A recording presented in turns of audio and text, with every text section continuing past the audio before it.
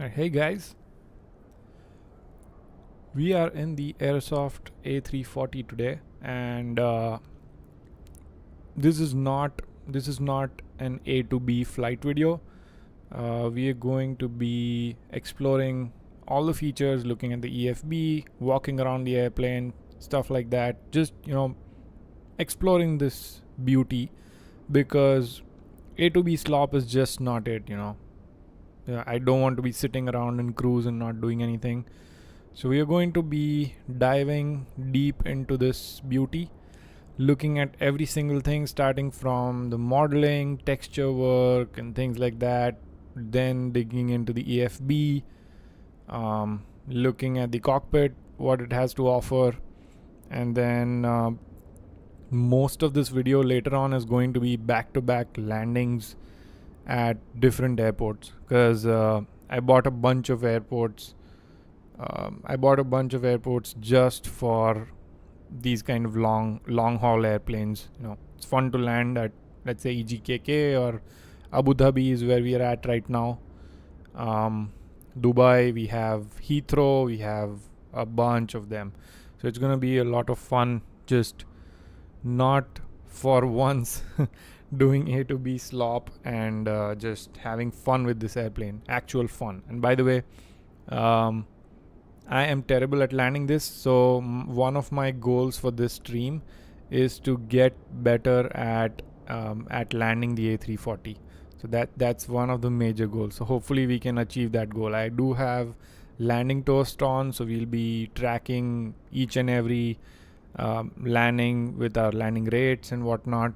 So yeah, go ahead, like and subscribe, and we're going to start in just a little bit. I'm gonna pull up my chats, post my stream everywhere, because I'm still new to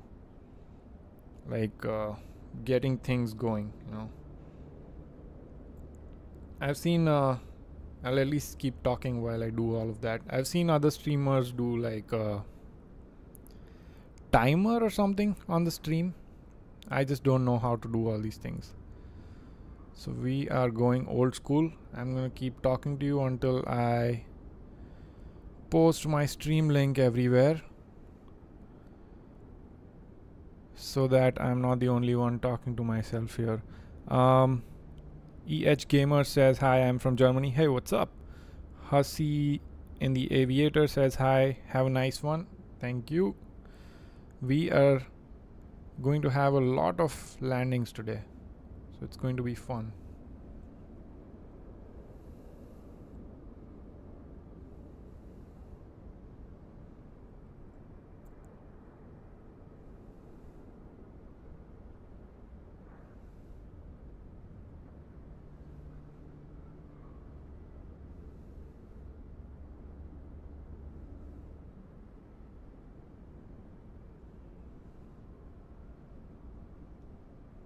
Okay, I guess I've posted it on my Discord and my Facebook page at least, so that people will start trickling in. But I'm gonna just go ahead and start. So one of the first things we are going to do is a full walk around. Okay, I just want to see what kind of details they've added, and we have the reference. We have PMDG as reference, we have Phoenix as reference, and this add-on kind of being in that same price range, I would expect the same amount of detail, or at least something in that realm. So, by the way, the sim is looking amazing. We are in Abu Dhabi here. I know the Moiz is here. What's up, man? You were able to join.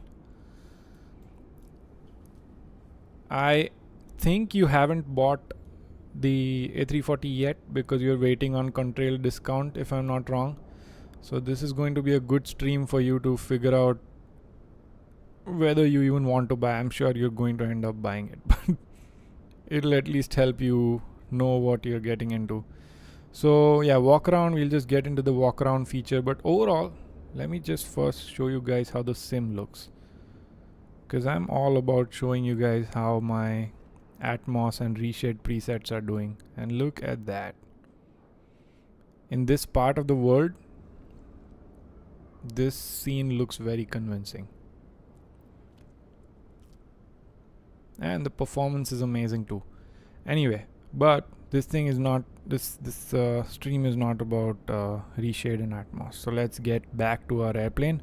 I have the airplane in pretty much fully cold and dark state with the engine covers on and also the engine cowling pulled up. So let's get into the walk around mode and let's just start checking it out. Let's look at the texture work and all of that. By the way, let me know if you would want me to just get rid of the joystick cam until we actually fly.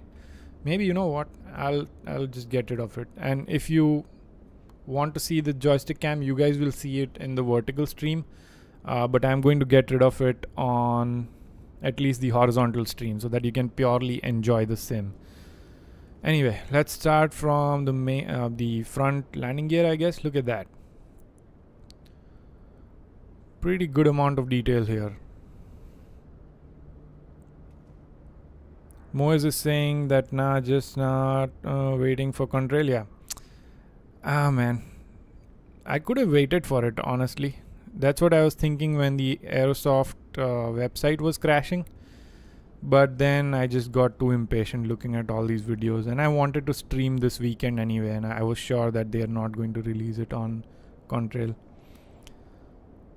Moise says Abu Dhabi airport is more beautiful than OMDB. I agree. Yeah, it's just more modern looking.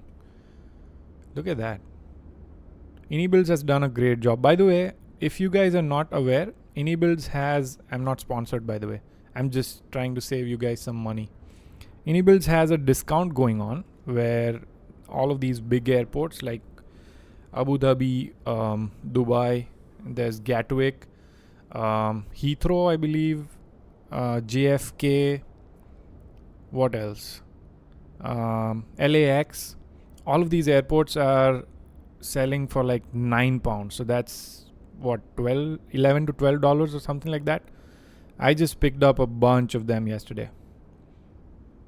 I spent a lot of money yesterday. By the way, don't forget to leave a like on the video. It helps the channel and it also helps the stream to be shown to more people. Look at that. These guys have done a good job here, I have to say. All the lines are modeled. Also, if you look at the tires, right, they're not the you cannot see the straight lines on the tire. Like, they are actually circles. So the resolution is pretty high. It's not like PMDG tires where you have like definitive lines showing up.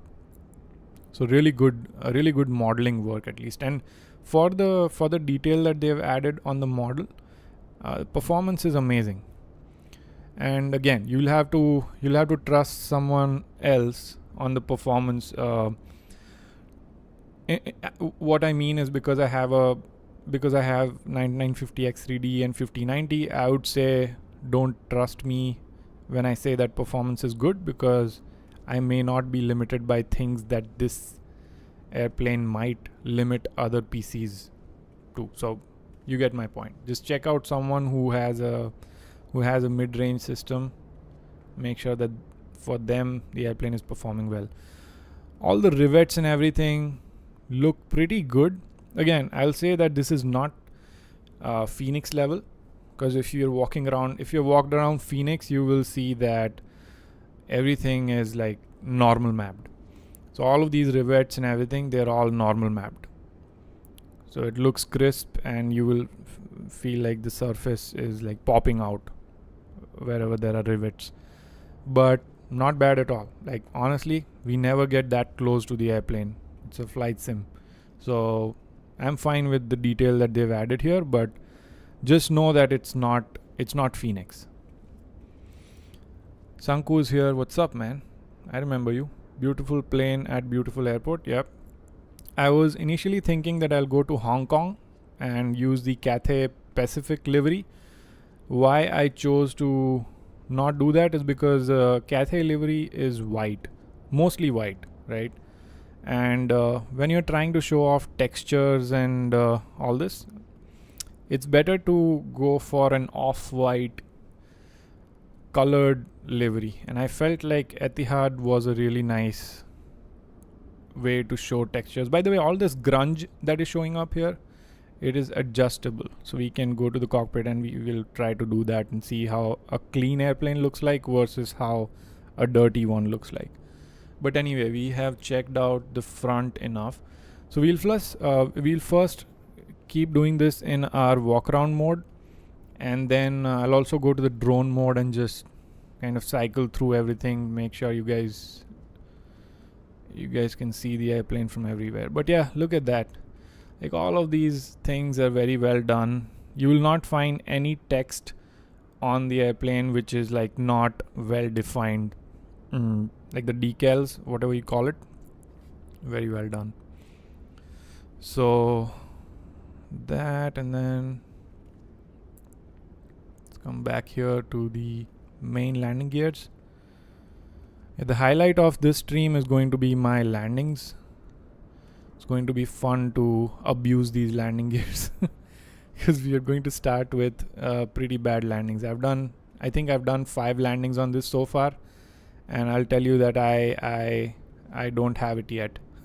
I am either slamming it or I'm just not able to land because I float half the runway. So we'll be figuring out how to land this thing on stream as well today, and that's when I'll pull up my joystick cam. But again, really good detail here as well. You can actually see that the materials are very well done. It's like a used grunge metal. I love that. Absolutely love that. All the lines are done well as well, and again, texture on the tire.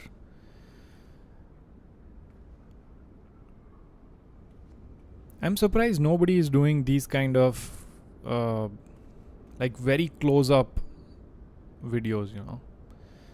Like, all the videos that I see are just A to B, flying from here to there.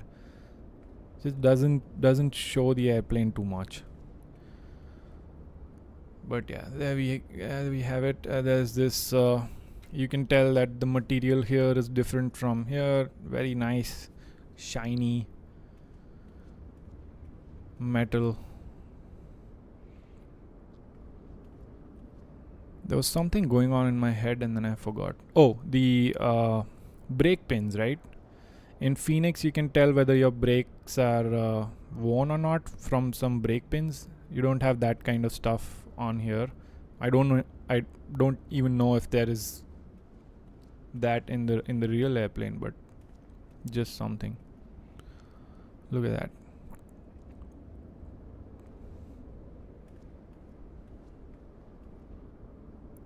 Also, the lighting is really good right now. By the way, I am in real time, so I haven't changed the time. Just lucky that lighting is amazing right now. It's probably evening in Abu Dhabi? Probably evening.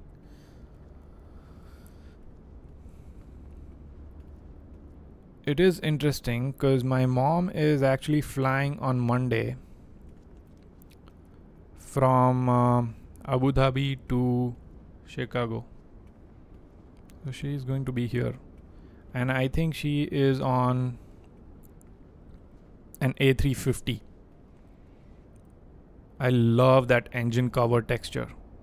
I think Builds also did a really good job at this texture, so it's probably a standard now, but that looks real. Look at that. Like, all those folds and shit. Wonder if it's it has to be a normal map. No, maybe not. It's geometry. Yeah. It's actual geometry. Nice. There's the engine. Can you see the control module from the other side, maybe? Yeah, that's the engine control module. Not as many lines as you would see on a real engine, but hey. Now what I would really like is to add some functionality. Moez says landing gear looks low resolution. Do you mean in terms of geometry or in terms of texture resolution? Because in terms of geometry, I feel like it's pretty high res. In terms of texture resolution, I would agree it's lower resolution than Phoenix. Can't remember how PMDG had done on the landing gears. I think it was good. But yeah, a lot of detail here again. Detail as in not down to the rivets like Phoenix has, but good enough detail that if you look at it from, let's say, this distance, it looks pretty good. Moise says texture. Okay, yeah. Texture, I agree. For sure, I agree. Then you have all this grunge. The bottom as well. Pretty well done. It's not run into the engine.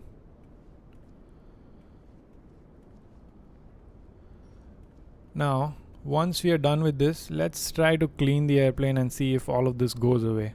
Or what exactly do they mean by the airplane age? Like, does all of this underwing grunge go away, or is it something else that we're not looking at here? It's trying to run back to the airplane.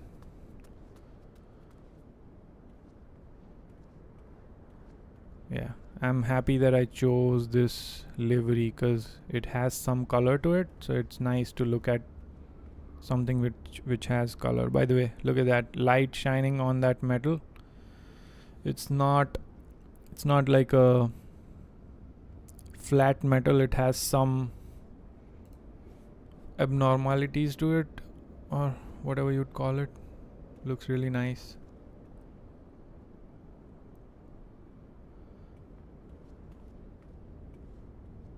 I will say I have seen better texture work, and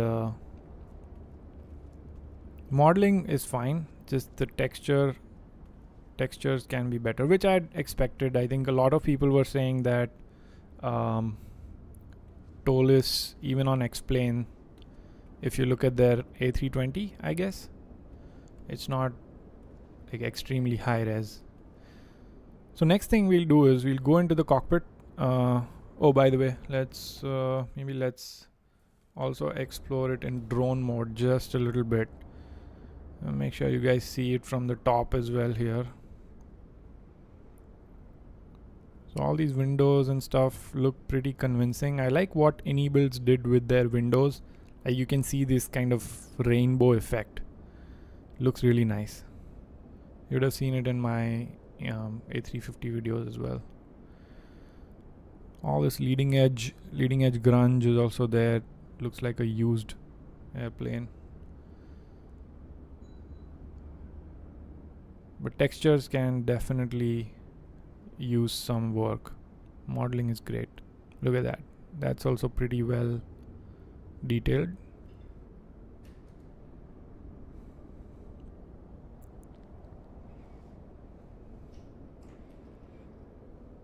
Hopefully my landing toast works, because I've been having issues with landing rate monitors lately, and unfortunately FSI panel is not updated yet, so it doesn't correctly work just yet. Not for like setting up your landings and stuff. It doesn't work in terms of like recording my landing analysis. Because usually you might have seen in my shots, usually that's what I use to get my landing analysis. Okay, pretty good. Let's go into the cockpit, and I will, maybe first thing we'll do is let's just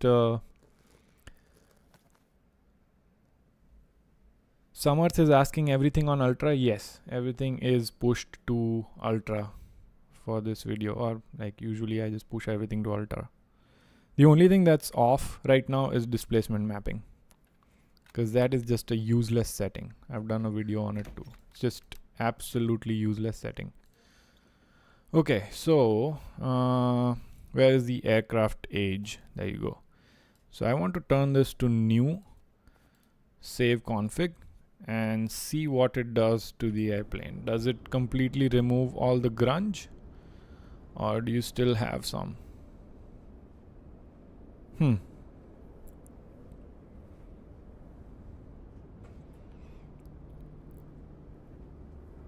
Yeah, looks like all the...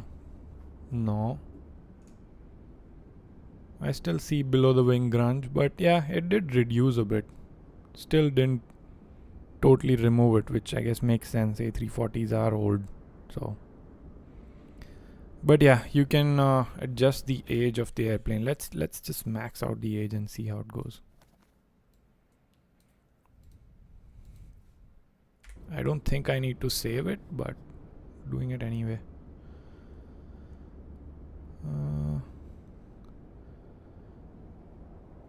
I don't know. Is this doing anything?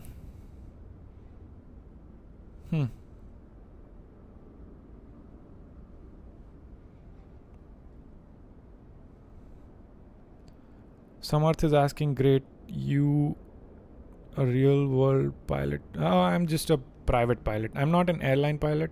I just got my PPL just as a hobby flying thing. I'm in no way a pro pilot or anything. I just fly the good old little Cessna 172s in real life. To be honest, I haven't flown anything except a Cessna 172. I guess 152 once. Yeah, that's it. I had a chance to fly Archer, but then it rained on that day. So yeah, I don't know. I don't know what this age setting is doing, to be honest.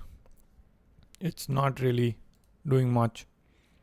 So we are just going to leave it to maybe here. That's where we were. I wonder if it says performance adjustments. Maybe it's something to do with like the more the airplane ages, the performance changes and not the look of it. That's what it seems like to me. Because look-wise, it's not changing much. How about this? I did have manual pulled up. Let me see if there's something in the manual about this. Again, I've named this video in-depth look, so I don't want to just skim through things. Let's see. So here's the manual. And I'm sure there is...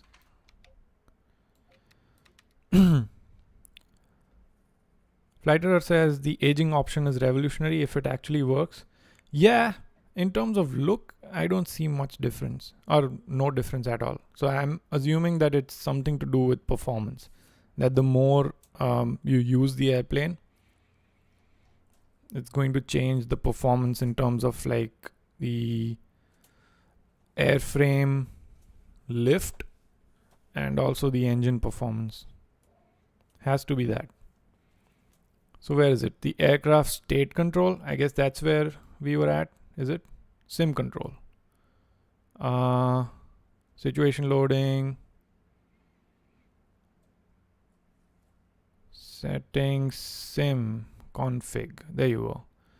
Performance adjustments. You can select if you want to fly a nominal aircraft, a brand new aircraft, or something that is due for a complete overhaul in a few months. You can also choose different values of airframe age and engine age. The very old aircraft, let me zoom in a bit so that you guys can read it too. Hopefully it's visible on the vertical. Yes, it is. Okay. The very old aircraft has 2% more drag than the nominal setting and very old engines. Interesting. So we guessed it right. It was more about performance, not about the looks. Samat says still counts. Everyone starts on a 172 or an Archer. Yeah. Honestly, like I'm not that much into like becoming a real world pilot because I am very happy with the engineering career that I have. So I want to keep aviation and flight simming as a hobby, not try to make it a profession. That's why this channel. Moiz, I think I read your comment, but you took it back because we just looked at this. So consumes 2% more fuel than nominal engines. In this case, you should set performance factor page 2 plus 4 FM. Okay, so this is more about just like we guessed, right? Older airplane, more drag, more fuel used, stuff like that. Pretty neat. I wish they would have also added like visually how old the airplane is. That'd be nice. But anyway, so next thing is to look at the textures inside our cockpit. I'll not waste a lot of time, but I still want to show you guys how the cockpit textures look like. And again, my opinion here is that in no way it is as detailed as Phoenix, but it looks pretty good. So let's go to camera profile slow so that we move around a little bit slowly and show you guys how the modeling and texturing is here. Moise is saying, I thought it's a disagree comment. Oh yeah, disgrace comment. But yeah, looks wise, it's not aging it. So, textures in the cockpit. Better than PMDG? I don't know. I can't really tell. Especially with the Tanzo cockpit mod on PMDG, I can't tell. Feel like it might be on par with PMDG, but lower than Phoenix. Or let's say AnyBuilds, right? AnyBuilds has very crisp textures. I really like that texture work. I mean, no surprise, right? This thing performs way better than AnyBuilds too. So, but yeah, overall the texture work, if your PC can handle it, texture work on AnyBuilds is stellar. Very crisp. Maybe not as old looking, but really crisp. So yeah, you'll see that these details, like if you really zoom in, right? If you really zoom in, these details are not as high res as Phoenix. Like on Phoenix, no matter how much you zoom in, you will be able to see the details. Like they've used some kind of technique, dude. Like I can't tell. They've used some kind of technique which enhances the detail. Not saying this is bad though. This is really good. Like I'm just zooming in way too much just to show you guys. But yeah, if you really go in, you can still see the screws and stuff. Like it's not bad at all. It's not bad at all.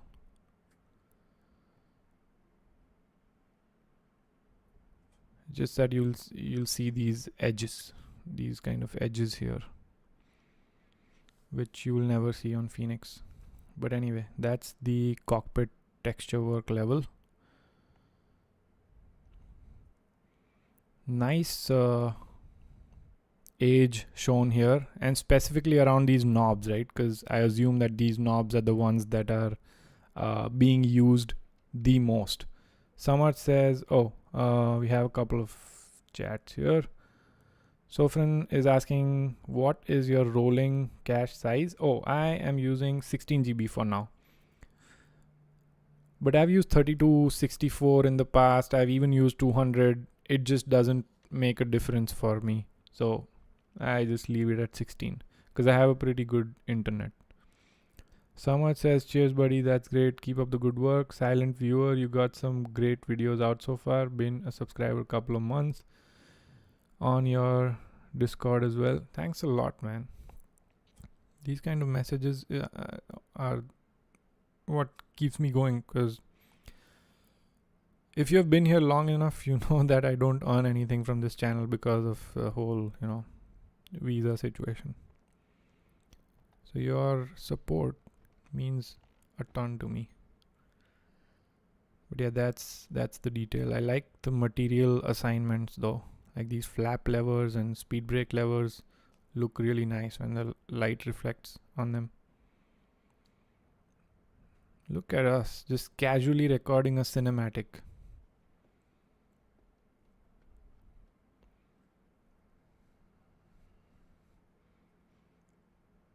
So friend says thanks. Yep, no problem. Like you see here, you can tell that the texture just breaks right here. So this whole part is one texture, and then texture just breaks here, and it's a new texture after this. So it can definitely use some work. And I'm sure, like I've seen a lot of critique about the textures not being good on their Discord and just in general. So I'm assuming that they'll come up with some update which just overhauls the whole cockpit and outside textures, just like PMDG is doing. But it's not bad at all.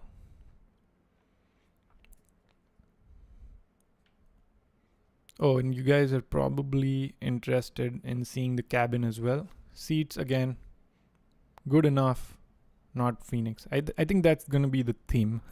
Good enough, but not Phoenix, which is terrible thing to say. Like, I heard this really nice from some YouTuber. I forget who said this. I think I heard it from Island Sim Pilot, that for something to be good, the other thing doesn't have to be bad. So we are going to stop saying that it's better than Phoenix.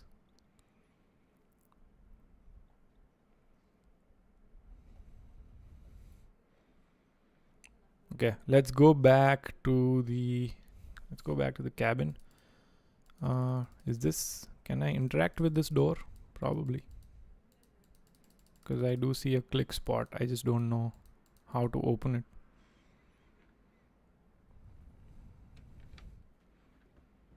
Moaz is saying when Phoenix will launch Neos, no one will talk about textures and stuff, just systems, because we know Phoenix is Phoenix. Yeah. They really just came out of nowhere and built what they did now. Which is something I have a feeling that Vector is going to do something similar. That's the door textures. Again, not bad from further away, but as you get close, it'll just blur out. I'm gonna go to maybe normal speed because it's in the cabin. Okay, that's where our door is. I don't know if you can open the door and stuff like the other airplanes. Yeah, I don't think you can, because this door locking mechanism is not clickable, so you can't open the doors and stuff. Again, it's not like I care about these features, it's just something to show, right? So that you guys know what to expect versus the other add-ons. Cabin looks really nice.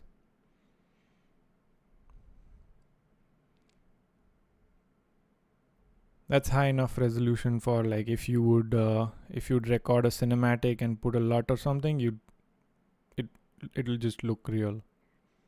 It's pretty good.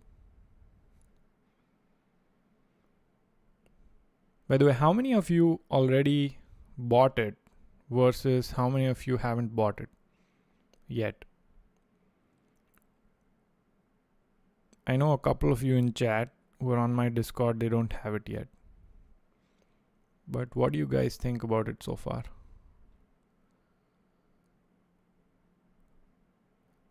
What is this? What is this color? Is it my reshade or is it? I don't think it is reshade. Yeah, it's not reshade.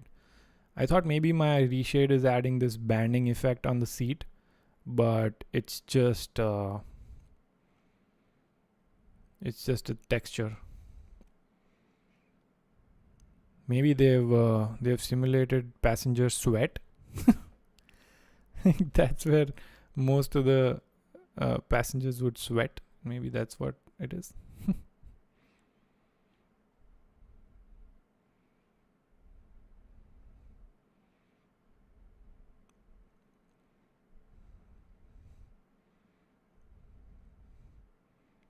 Looks nice. What's here? Oh, it's just restrooms. Okay. Again, no flush sounds and all that. Okay. So you'll pay $70, but you won't be able to flush your poop.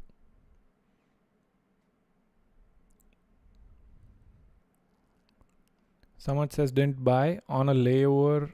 won't get back home till Thursday.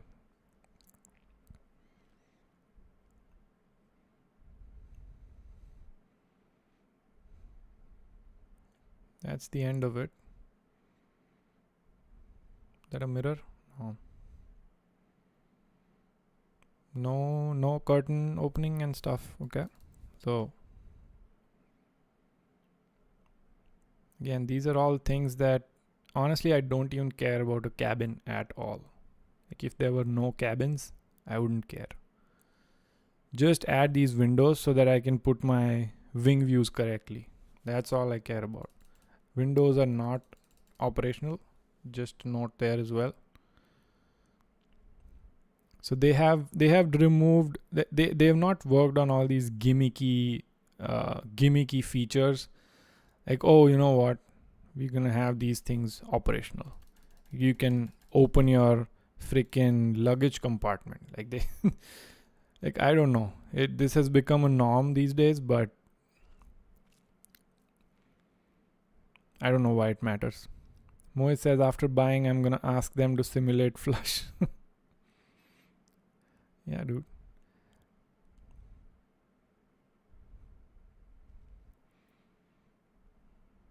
Maybe I should zoom out a little bit. Probably in your face. Look at that. Okay. That's better. Let me check. Am I wrong about this door thing? Maybe not. Yeah. You can't operate the door. Again, look at that banding on the texture. Just want to make sure it's not my reshade. No, it's not. I don't know if you see it, but I see it.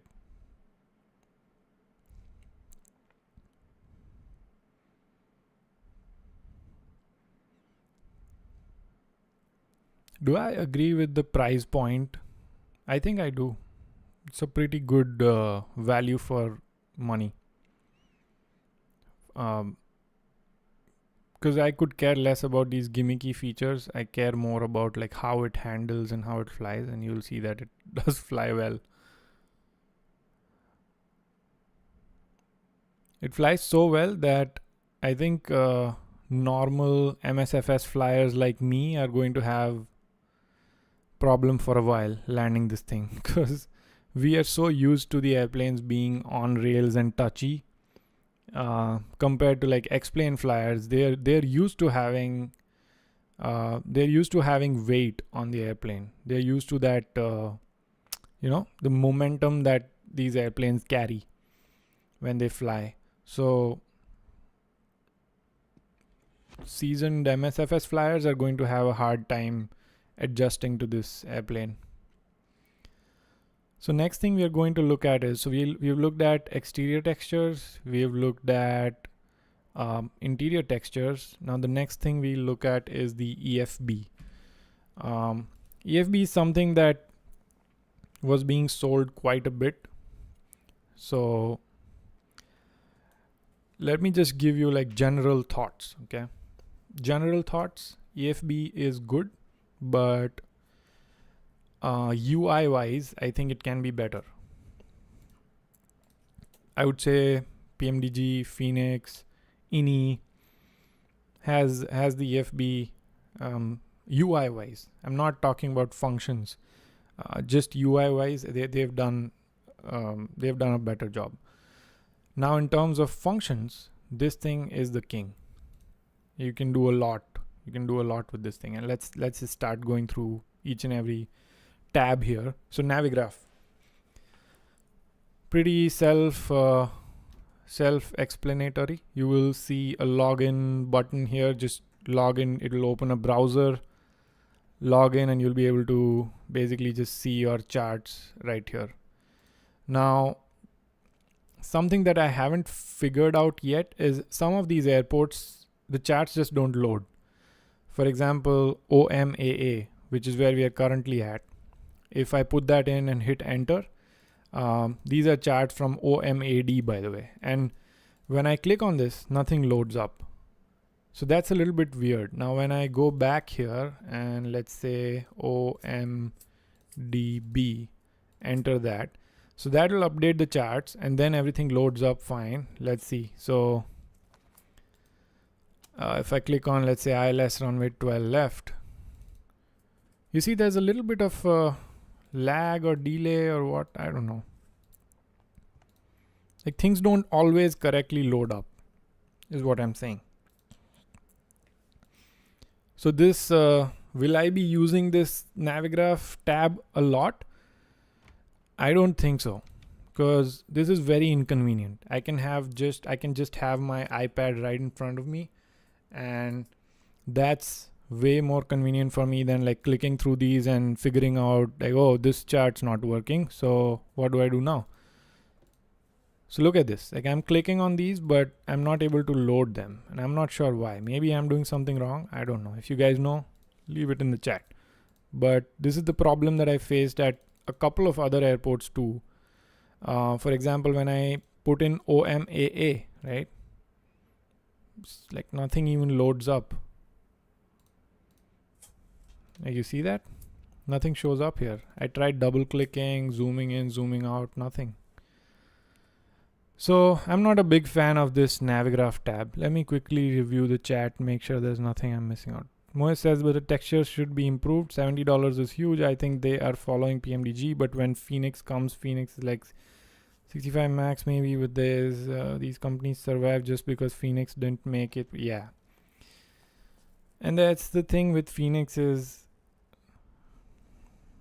now it's my assumption, but they haven't charged us for a lot of upgrades that they did to the airplane. And maybe that's why it's just taking so long. Like in terms of resources, I don't know. Otherwise these could Moez is saying otherwise these couldn't survive more than one day. Yeah. It's also the speed of development, right?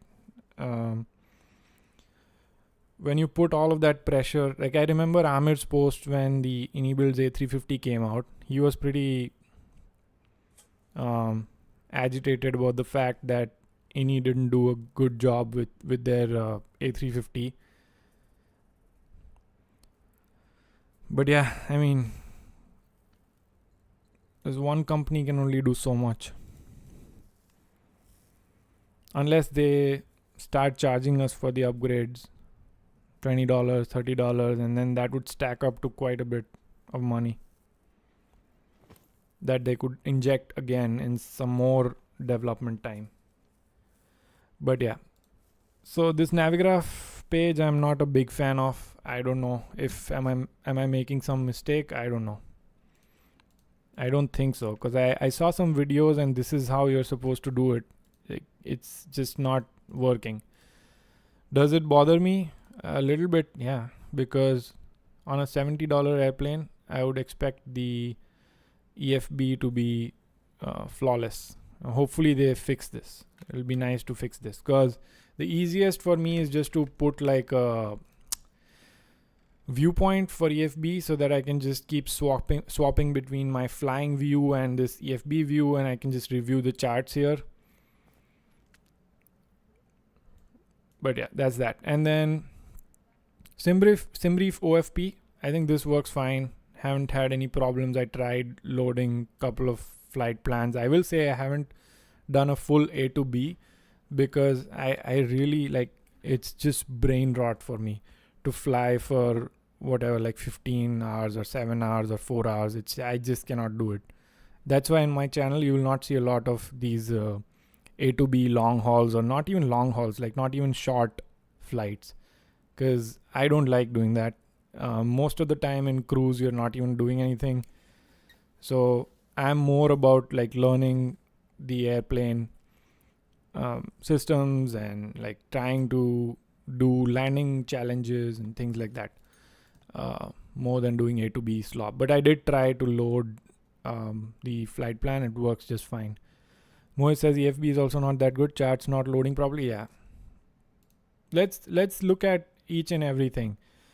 So far we know that Navigraph tab is not working properly. SimBrief OFP works fine. I'll leave it at that. It works. Set payload and fuel to SimBrief. You can click on this so that your fuel and payload on the weight and balance page will be set from what SimBrief has it set to on your flight plan. Aryan is asking, how does this compare to the AnyBuild's A340. Is it worth buying both? I don't know honestly, but Your Sim CFI, there's a YouTube channel called Your Sim CFI. He has done a comparison video of AnyBuild's 340-300 versus the this one, the Aerosoft Toliss A340-600. So you can check out that video and decide for yourself. But I would assume, like, if I had to just summarize his video, it would be Toliss is better when it comes to Big Ben 84 just subscribed. Thank you, man. When it comes to Toliss, it will be better at systems depth. When it comes to like modeling and crispiness of the textures, AnyBuilds will be ahead. So for me, on these airplanes, honestly, I'll be always limited by my knowledge in systems. So this thing can simulate like 300 failures. In my whole term of owning this add-on, I'm probably going to simulate like 10 or 20 of those failures.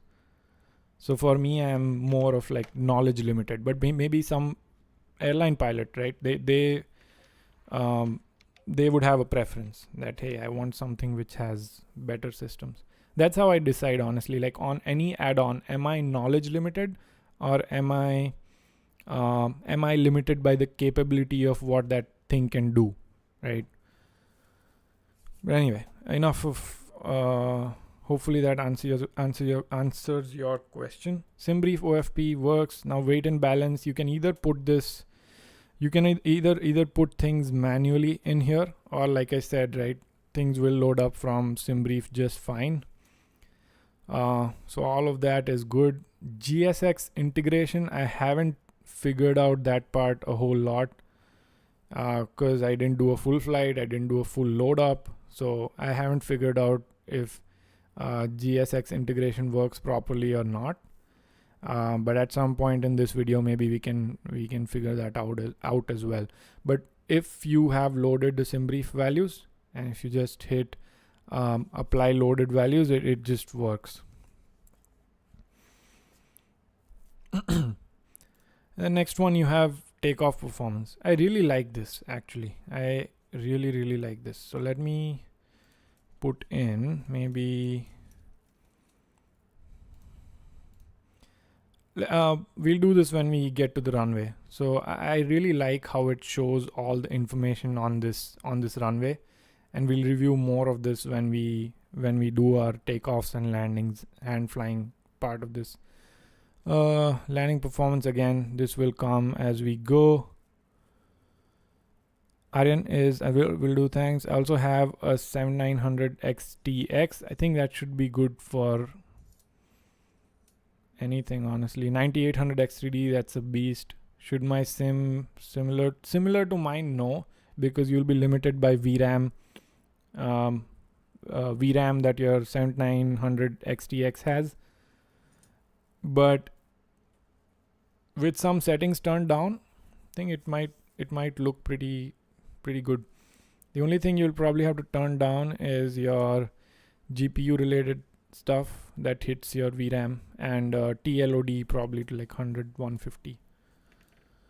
In the sky, you probably can run 200. So we'll review takeoff performance and landing performance when we fly the airplane. But I like this. I like these two pages because it shows really nicely all the information on this runway. Checklist, very comprehensive, no issues here at all. I've been able to like click stuff very easily. Looks amazing. Oh, you know what? Okay, I guess we'll talk about that in startup and situations. But yeah, checklist works fine. It's comprehensive enough that if you don't know how to fly this plane, you will be able to just follow the checklist and fly the airplane. Now, does it have an inbuilt checklist in the EFB? Let's look at that. No, it does not. So here's the thing. I think this is one of the things that should be there in a $70 airplane. Okay, because there will be people buying airplanes where they won't even know where things are. Like most of us have flown on a lot of other sims, but there will be people like the market. MSFS has a huge market now, so there will be people who don't know where things are. So it'll be nice if they can add an interactive checklist right here in the MSFS EFB. That's a very normal thing these days.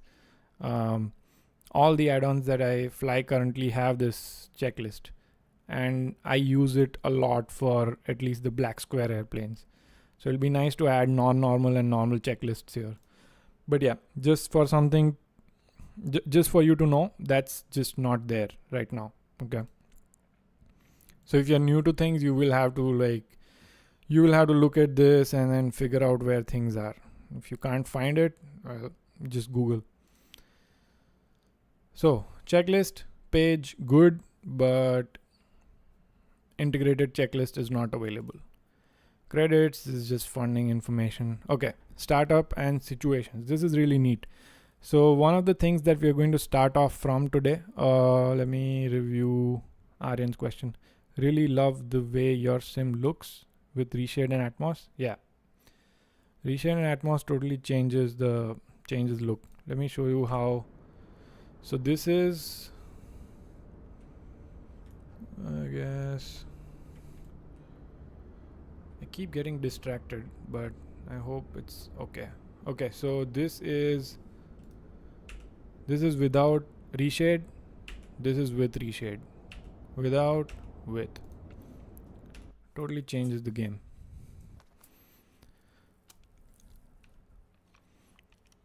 Aryan's asking, might be a silly question, but doesn't 4090 and 7900 has 16 GB VRAM, right? Or am I wrong? Does it have 24 GB or does it have 16 GB? If it's 24 GB, I think you're good. You'll be able to get really good performance at some high settings, 200 TLOD, because 9800 X3D is really nice to have. Maybe it'll be nice to go 64 GB RAM, just so that you protect for the room that you're supposed to have with everything else running along with your sim. Aryan says mine has 24. Yeah, you'll be good then. Just get 64 GB RAM maybe, because that gives quite a bit of room to run all the other stuff that you need to run in parallel with the sim. So startup situations, this page is really nice. If there is one page that is my favorite on this, it's this one. So what you can do is you can load up situations, you can configure situations. So for example, OMAA 31 left finals. I've created this situation. You can basically just hit situation load and it will spawn your airplane at 31 left on the finals. Really neat. And you can configure these situations for yourself. My plan is to have a situation created every time I fly to a different location, so that I have, like, I can do landing practices everywhere. I can be on finals in like 1 second after loading the airplane. And we'll go through that as we start doing our landings. The first landing we will do actually is at OMAA 31 left, and then maybe we'll go to some other location in Europe or something. Positive rate is here. What's up, Skygear? Good, man. How are you doing? So this is something really neat. And if you want to just save a file, like let's say you're flying right now and you want to save that current situation, just name it and save it. That's all you need to do. It's amazing. I love this feature. It's almost, so you don't even need to have FSI panel anymore. You don't need to have FSI panel, at least for this airplane. One thing I did see was if you're using SkyDolly and flight recorder, it doesn't work with this. I haven't been able to make SkyDolly and flight recorder work with this. By the way, if you guys are watching and if you like this detailed deep dive, make sure you like the video. So replay tool messes up with the inbuilt replay that this airplane has. Remember that. But the inbuilt replay is pretty good, and I haven't missed out on using SkyDolly and flight recorder. So saving, loading situation, deleting situation, all of it works just fine. Haven't had a single crash while doing all of this. It will pause your sim for a moment, but everything will load up as you go. Positive rate says good to hear, all is well. Back to MSFS this weekend. I got my hands on the wing throttle, so I've been trying to fly the Phoenix all day. Damn. How does that wing throttle feel? I did have a talk with Winwing, and they were willing to send that throttle along with the whole the bottom part, like the parking brake and flap levers and stuff. I wasn't able to accept it because this whole visa situation thing, man. But yeah, it's a nice looking. I saw some reviews. It's a nice looking throttle. A little bit smaller than real life, but very sturdy and nice looking throttle. Startup. What would I like them to add here? So you have all these aircraft states, right? Engine running, ADRUs, APU on, external power on, and cold and dark. What would be really nice to have is something like PMDG, right? Where you can save a state. I guess you can do it here. Situation load, we'll have to just save a situation. But it'll be nice to be able to like save a state, keep it separate from situations. Because situations is something where you would simulate a certain flying scenario. While aircraft state is something that you want to load with. Like the default state that you want to load in. It'll be nice to add default states like with all the doors closed, maybe APU connected, and then you can just make that as default. That's something PMDG does pretty well. Positive rate says, I love Toliss. They make super products and explain. Toliss A340 and explain 12. Would you consider I should get this? I don't know. If you have it already for explained, you get a discount in MSFS? I don't think so. I would say if you have that airplane on explain, I wouldn't get it for MSFS. Because the flight model I would assume is pretty much the same. So here you can also override the flight control to alternate and direct law. Like I said, everything works. It would be nice to have custom aircraft states, but that's all nitpicking. Okay, don't. In terms of aircraft config and sim control, you have Barrow settings, simplified terrain on ND. I don't know what this does. Probably just makes the terrain on ND lower res. I have it off. G-loaded camera is off because I use FSR Plus for my camera movements. And then you have simulator rate control, which works flawlessly. Haven't had any problems with this. I was doing some circuits at Abu Dhabi yesterday, and it worked really well. Wing flex strength. Moez is saying, bro, take care of your RAM more than yourself. Aryan is saying, yeah, I thought that, but with the RAM shortage, I would need to sell a kidney. Oh man, yeah. Yeah, I forgot I recommended upgrading your RAM in the worst possible time. Yeah, I honestly, you know what I've been doing? So there's two things that I'm really, really careful about on my PC. One, I do not leave my OLED monitor on unless I'm using it. So this thing, even when my PC is idling, my OLED monitor is just off because I don't want to age that thing and have these burn-in issues. So that's one thing. And the second thing I take care of is temperatures on my PC. Because I don't want something to get fried right now. Like I'm fine with things breaking when the prices are good on the hardware, but right now it's just too much. I cannot afford anything to go bad on this PC right now, especially RAM and GPU. I'm not sure about CPU prices right now.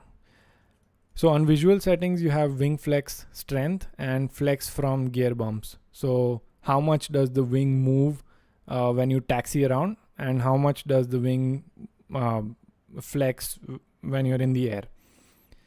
So you can adjust this according to your liking. I like that they didn't have just one setting, because it's so subjective. Like some people, if you have just one setting, some people will be like, oh, there's not enough wing flex, and some people will be like, oh, there's too much wing flex. Here's the slider. You figure out, you figure it out yourself, the way you see the world. I like that. I like having that in everything actually. Use weight variant. This is, I think it's just 2 weight variants. I think it's regular and high ground weight, if I'm not wrong, but I could be wrong on that. And then imperial, yeah, this units. Auto nav on go around, that's turned on. And then age, we already talked about. This is only related to performance, not visual, not the visual airplane age. Ground services, never going to use this, but it is there if you want to. So you can close the doors. Pushback is available, but I'm almost always going to use GSX. Never had any problems with GSX. So let's close the engine cowlings and remove the engine covers. By the way, you cannot do this from the walk around view, which is again something like anything on the airplane is not interactive from the outside. Maybe I forgot to cover that point, but nothing on the airplane is interactive from the outside. Okay, so you can't you can't touch on things and open the doors, and you can't get rid of these engine covers or move the fan blades, and all that stuff is not there, in case it matters to you. Okay, all of this is fine. Quick de-icing. I don't really know how this de-icing helps at all in MSFS.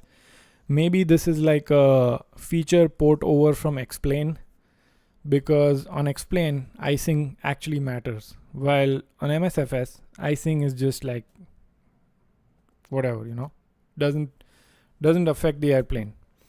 I have not seen icing affect even my landing distances, which is weird. Ground services. Any questions on this? If not, it's pretty good. It works, but I'm not going to use it much. Fault scenario. So this one is good. This is where I was saying they have added 200, 300 something faults, failures, whatever you call it, on this airplane. I'll slowly start simulating these and making maybe short videos of simple things failing, to maybe 1 engine failure, 2 engine failure. There are some of these situations that are already there here, like engine failure at V1, engine failure in the air, EDDM. So all dual hydraulic fault. You can add a new fault here, select what system is failing, and then apply it, and that'll do. Enable random faults is turned off. We can turn it on. How many faults do you want per flight? If it's turned on, you can select that here. Now I don't know what this value really is, like flight time factor. Again, that might be in the manual as well.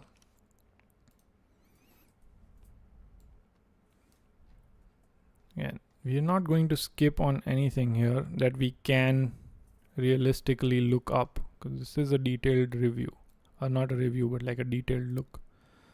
De-icing, fault injection interface. There you go.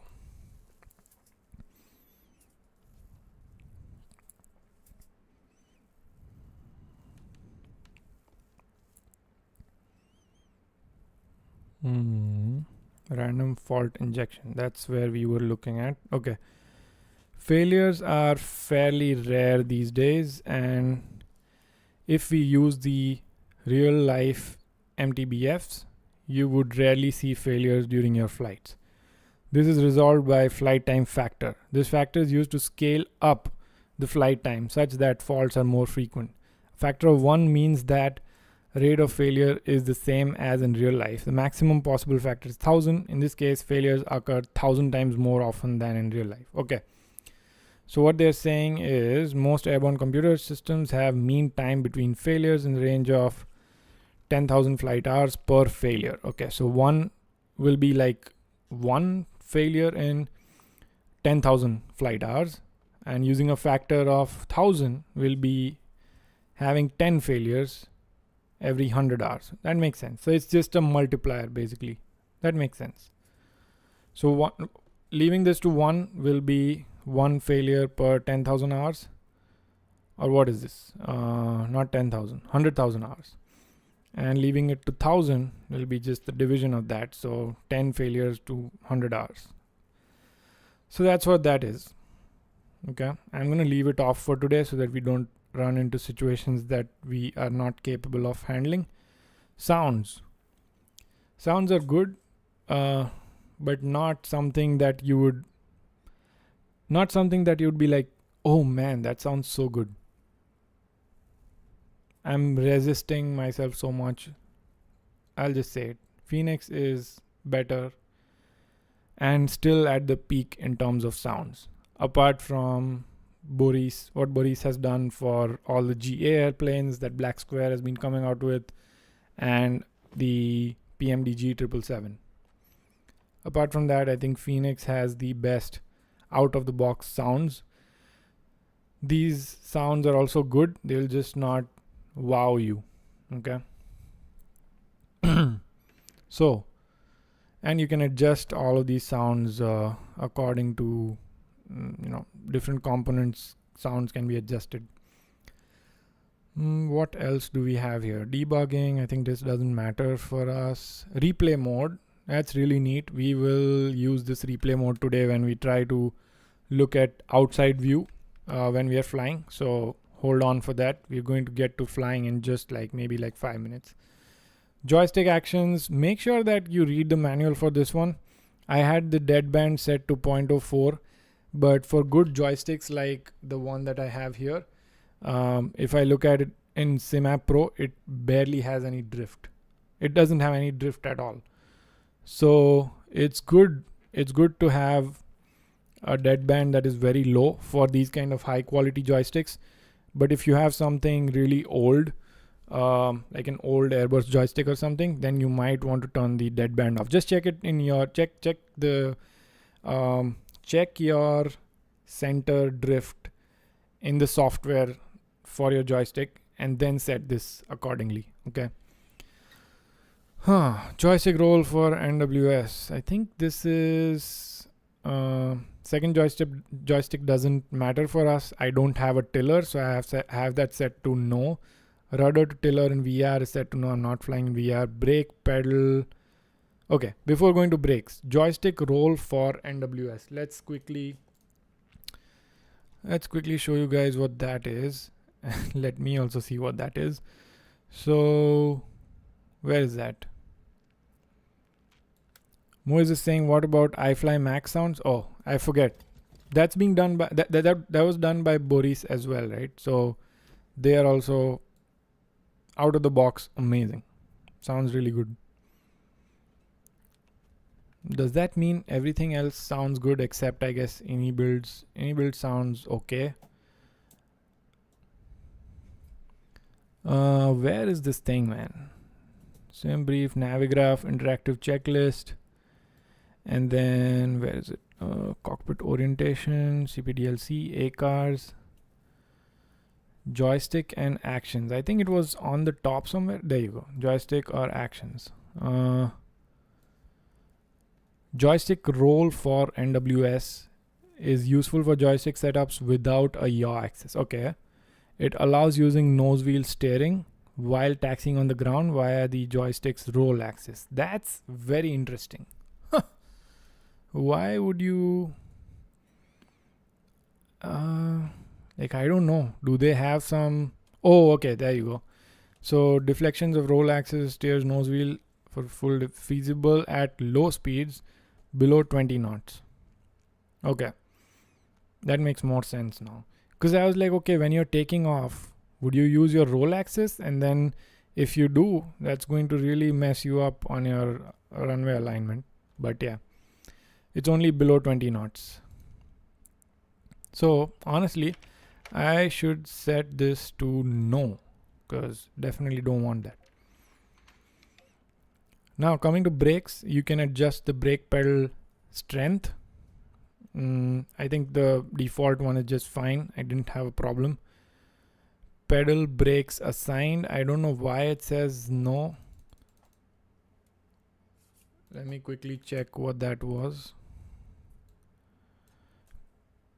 Analogously to previous status line, the pedal brakes assigned indicates that if plane found joysticks okay, doesn't matter. Yeah, we have our own rudder pedals, so should be fine. Positive rate says I have 5 minutes till my push here in Vietnam.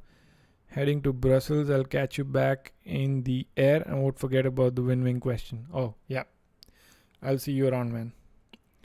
And then the configuration is positive rate. I just read your message. Get back. Hello again. Passed flight level 100 and seatbelt signs are off. Good stuff. What are you flying? Did I miss it? No, I don't think I did. What are you flying? Are you flying the Phoenix, I think? Oh yeah, you are, because you got the new throttle. Throttle config. This is very easy actually. Just set whatever your throttle position is on your physical levers, and then just hit current throttle is CL. Like just go to CL on your physical throttle and then hit current position is CL. I didn't have to adjust the dead bands too much. I did have to change the number of physical throttles to 2 because I'm only using 2 axes for my engine 1 and 2, and then engine 3 and 4 are on the second axis, just to keep things simple. And then I have F2 and F3 can toggle reversers. I don't think I need this because I have a button that can toggle reversers. I guess it doesn't work. Okay, so I have to keep this enabled then. I have to keep this enabled to get the reversers to work. There you go.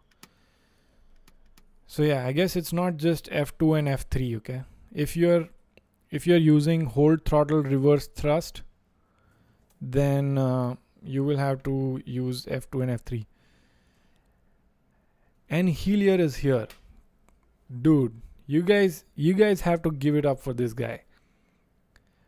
He says, hello, please don't support this paper sim. Many thanks.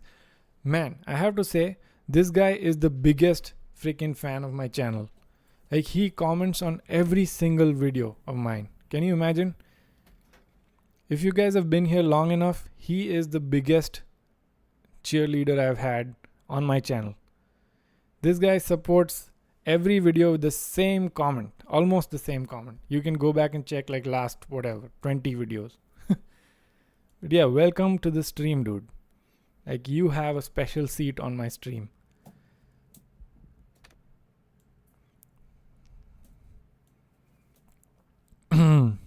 Yeah, I get what you're saying. It's a paper sim. I think he's the explain supporter. So, but dude, like, this is the Toliss. So it has an external model. So it's not using MSFS's flight model. Anyway, so throttle config, all of this, I guess you get it. Linearity, we want it to be linear. We don't want it to be like exponential or anything. So I left that as is. This is really fun thing. So you can, if you have your FMS completely configured, you can select a waypoint that you can jump to or skip directly to that waypoint. But one thing you should make sure before you do that is go to settings, assistances, and disable crash damage, disable stress damage, and also disable your engine stress damage. Because if you do that while all your damage is on, your sim might crash. So just be careful about that. Samarth is asking, worth buying this? It depends. Like, are you going to fly the long hauls that this airplane offers? Then yes. If you want to fly something new and fun in the sim, then yes. But if you're not into like heavies and long hauls, then probably not. So yeah, this thing is really neat. We'll review it when we fly at some other location today. And I know this is a long stream. How long has it been?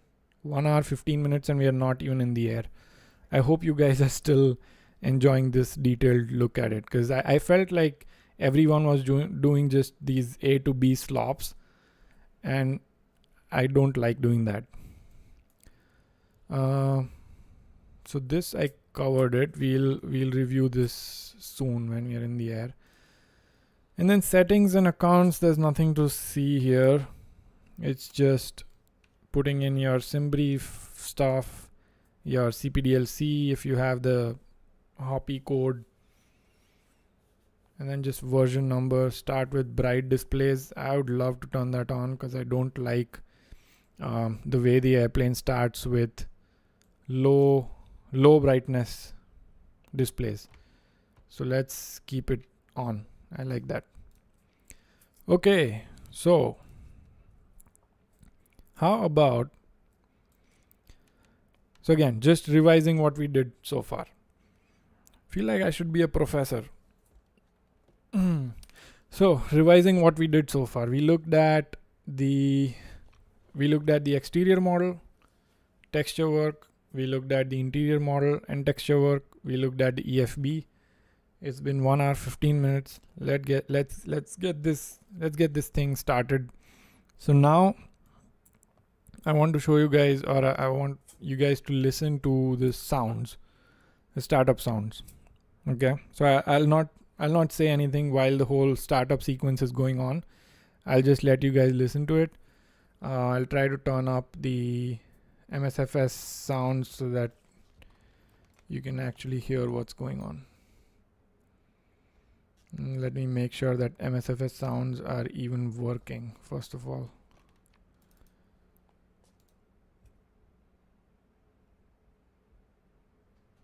That's interesting why my Msfs sounds are just showing blank. Like I don't see anything there. Positive rate. Let me respond to these and then we'll start the airplane. I was using DualSense with PC, but I couldn't switch to external view even after changing key bindings. Can you help? What is that DualSense? I'm not sure what that is. Positive rate. So back to the wing throttle. Before that, I've been using my Thrustmaster TC Airbus 5+ years, and buttons literally were falling off. That was a huge upgrade for you then. But when I got my hands on the wing throttle flaps kit, I couldn't be happier. For context, my whole setup is wing FCU, MCDU stick. But what makes the throttle different is LIM.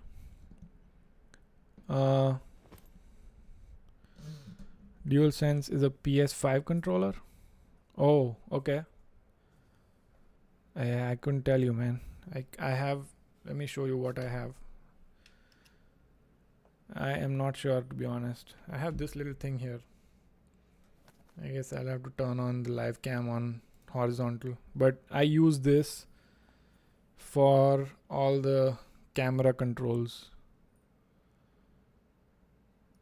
But I have nothing set up on this to go to the outside view. That is still happening with my keyboard, and I'm using chase plane, so drone mode has a separate keybind.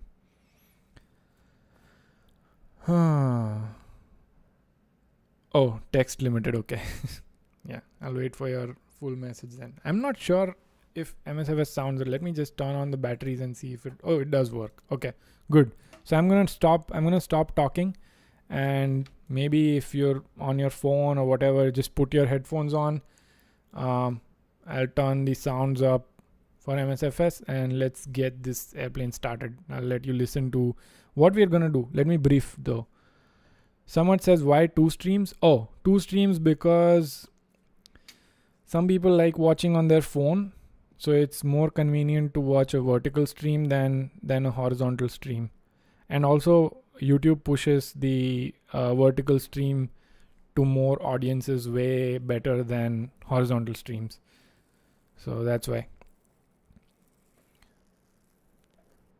Anyway, let's go ahead. We'll start the APUs. I'll go to the outside view and we can set up our camera already so that you guys can listen to the APU start, and then right here on the ramp we are going to start the engines as well. Not the best thing to do, but we are going to do it anyway. And we'll listen to the sounds in wing view and stuff like that. Let me also quickly, I think there was one thing that I saw which didn't look nice, which was ground services, and close engine cowlings, remove engine cover. Let's make sure all of that is gone and the airplane is ready. Yep, it is. Go back into the cockpit and let's listen to the sounds. So, going to be starting the APU first. APU sounds, we'll get through the whole flow, startup flow in the cockpit. Then we'll start the engines one by one. We'll start from how it sounds in the cockpit, how it sounds in the wing view, and how it sounds outside from the drone view, or like walk around view. Okay, so mic is going off, Msfs sounds are coming up.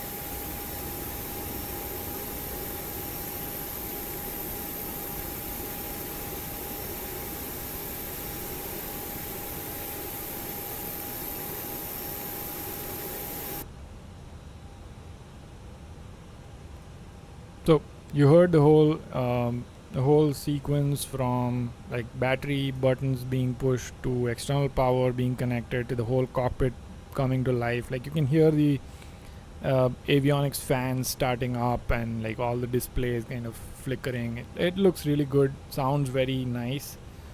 The sound's probably not as detailed. I don't know how you guys heard it, but it's not like as detailed as, again, I have to keep saying this, I don't like saying it, but it's good. It's not as detailed as the other sounds that you might have heard. Even in the APU, like you might have heard the detail of the igniters firing, like that tuck tuck tuck tuck sound, and then you see the APU turning on. It sounds nice. Let's go to, I think the next step is to get our engines going. So the APU is available. We've confirmed that. Let's get the APU bleed going. Get the external power disconnected. We don't need that. And with the chokes on and everything, we are not going to change any of that. So first thing we'll do is we'll listen to the engine sounds from the cockpit, and I want to start the engine that's closer to the cockpit, so that is either 2 or 3. Not realistic, should go from 1 2 3 4, but we are going to just do it. We'll start 1 and 4 when we are out in the outside view, because I want to have you guys listen to the sounds when you're closer to the cockpit, and also when you're closer to the window when we go to the wing view. So let me just quickly confirm whether we have the wing view set up correctly. Yes, we do. We also have this view set up correctly, so we'll start the engine. Maybe let's plan it out. So we'll start engine 2 first, and for engine 2 we will listen to it from the cockpit, and then we will go to engine 3 where we'll listen to it from the front engine view. Engine 4 will be from the wing view, like the backside wing view, and then engine 1 will be from the outside view. Okay. Parking brakes are on, all the fuel pumps are on, and let's get the beacon lights on. APU bleed is on. Everything else looks good for a trial engine start. Okay, so engine start to ignition, and then we'll start engine 2. Let's listen to how things sound from the cockpit.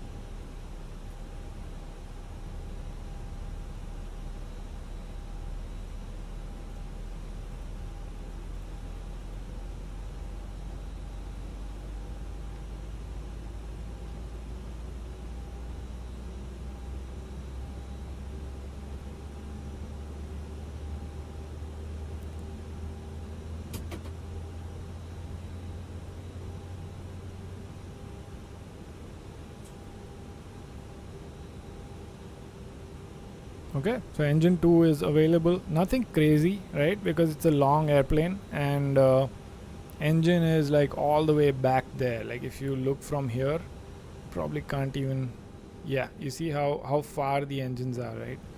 So maybe that's why you don't hear much of the engine from that view. Now we're going to start engine 3. Engine 2 is available, so let me just quickly switch to, so this is the view that we're going to start in. So let's go ahead and start engine 3 and then go to that view.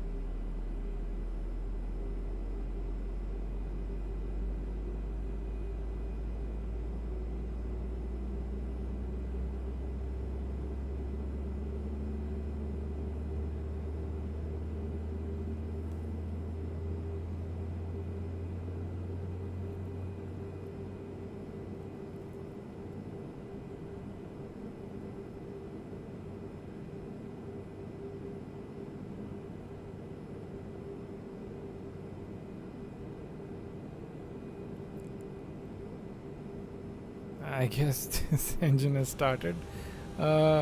Nothing crazy, to be honest, really, about the sounds. Let's start engine 4 from like maybe this view right here. Nothing crazy so far with the sounds. Engine 3 is available, yes. Okay. Let's see, engine 4 from there and then the other one from the outside.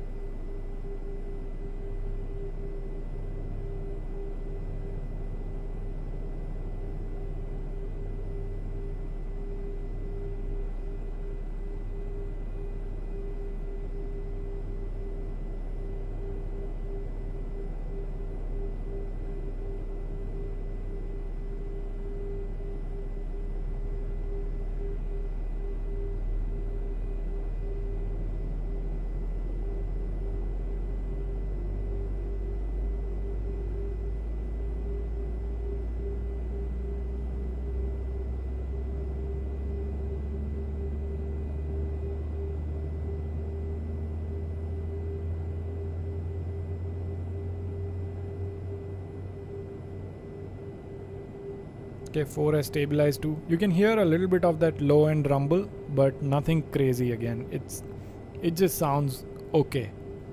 I wouldn't call this like the peak of engine sounds. Okay, so next thing, before I go there, let me answer a couple of questions. So Positive Rate is asking, do you have any 340? I do not. I do not have the 340-600 from any.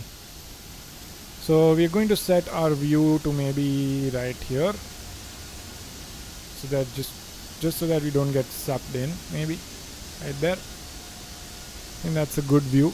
And then we'll start engine 1, which is our last engine. And like you saw in the situations page, right, before we get into these landing situations, it is recommended to have the engines running anyway. So that's why I'm going through this whole flow of sequence on this video, so that we do things. We will start the engine and then we will get to the landings. So engine 1, gonna shut up.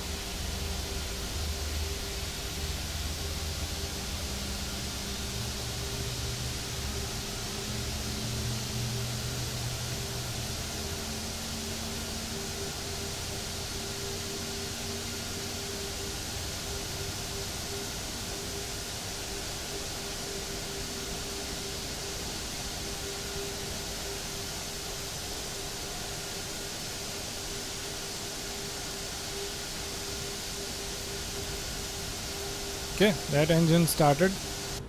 Nothing crazy again. Sounds just fine. What do you guys think? How did you guys hear it? My opinion is that it's not something like out of the, like, it's just meh. It's not crazy. Like when I heard the Boris sounds for the first time, wing view startup, I was blown away by how good it sounded. Same thing about Phoenix as well. This is just okay. Like I don't hear enough low end, I don't hear enough high ends. It's all just compressed, you know. All of that sound is just so compressed into certain frequencies. Like the soundscape is not wide. With Boris and with Phoenix, the soundscape is just wide. Like you can hear all the frequencies, and I am using studio headphones, so it shouldn't be my sound settings or anything. But yeah, let me know, what do you guys think? Anyway, we started somewhere in the evening and we are already almost night. So here's what we're going to do now. First thing, we're going to try landing at Abu Dhabi here. So finally, after what, like 1.5 hours, we get to the good part, which is landings on this airplane. So 328, 8 knots. So 3-1 is still good for landing. So what we'll do is we'll just set the state to engine running so that everything is as we would like for a landing. And then we'll click on OMAA 3-1 left finals. That's the situation that I have created. And then I'll just do a situation load once I let it settle for maybe a few seconds. But what do you guys think so far? I want to hear some comments. Worth $70, not worth $70? What are the thoughts?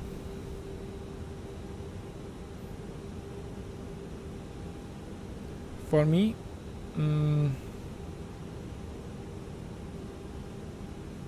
I think it's worth it because I want to learn more about this airplane, like the system's depth and the failure simulation that the airplane has to offer. So for me, I think it's fine. I got it at the introductory price, $70. It's a good addition to the fleet, and also one of the best things about this airplane is the way it flies. And I would guess that's what matters the most for it being a flight sim. So I really like those two things. One is systems depth and the flight model. So that makes it worth it for me. Sounds are meh, texturing okay. But those two things sell this one for me. Okay, I think it should have started. So I'll show you guys how the situation load thing works. So all you do is just select the situation here and then hit situation load, and that will spawn you right where you saved this situation, which is amazing. So I saved it in the approach mode with everything already set up correctly and all. So we are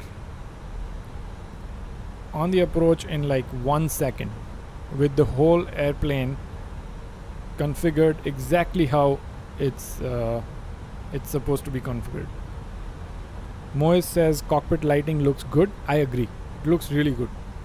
I think cockpit lighting wise, this airplane is up there. Like at night, the cockpit looks amazing. I was looking at my friend's Rahul, you might know him from Discord. He has his channel Sim Chronicles. He flew a couple of flights, I think 3 flights, and some of his shots were just insane. Like I love the night lighting. Oh, so I think this situation not only saves your aircraft state but also the weather, because I remember these kind of winds, and also it changed the time of day, right? If I'm not wrong, it did, yeah. So this situation also saves all of that, I guess, which is nice. So we have a little bit of a crosswind, not a lot, maybe like 6 knots of crosswind. And this view, I have set up this view to be a little bit closer to my PFD because I am kind of blind that way. And this view is my normal landing view. Okay, let's disable. Okay, let's try to see how this goes.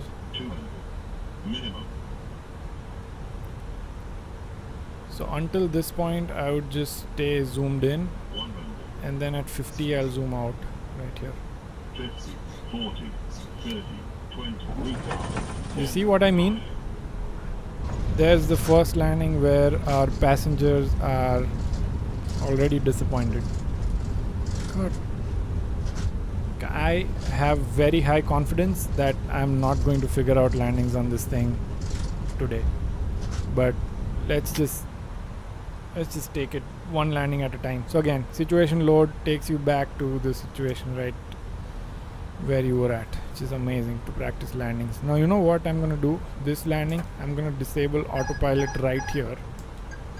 Oh, I forgot to turn on the cam. Holy sh! I mean, that landing was so bad. Okay, let's focus up on this thing. Okay. The problem is winds are changing. I would really like the weather to be stable for my initial landings at least. So let's see. Let's maybe try this one, and then we'll see what we can do of the weather. What a slammer that one was.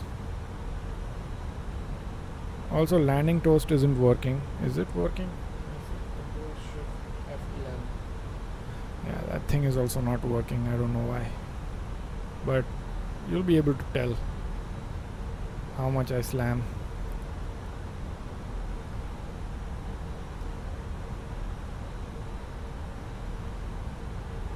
Let's see. Turn auto. Yeah, I need to stop looking at chat. Okay, we are back on track. Let's see how this goes. The thing is, this thing has so much inertia that if you go off track on the glide slope, good luck having a good landing. Let me just go to this view already. Maybe it'll be better to have a little bit of a wider view.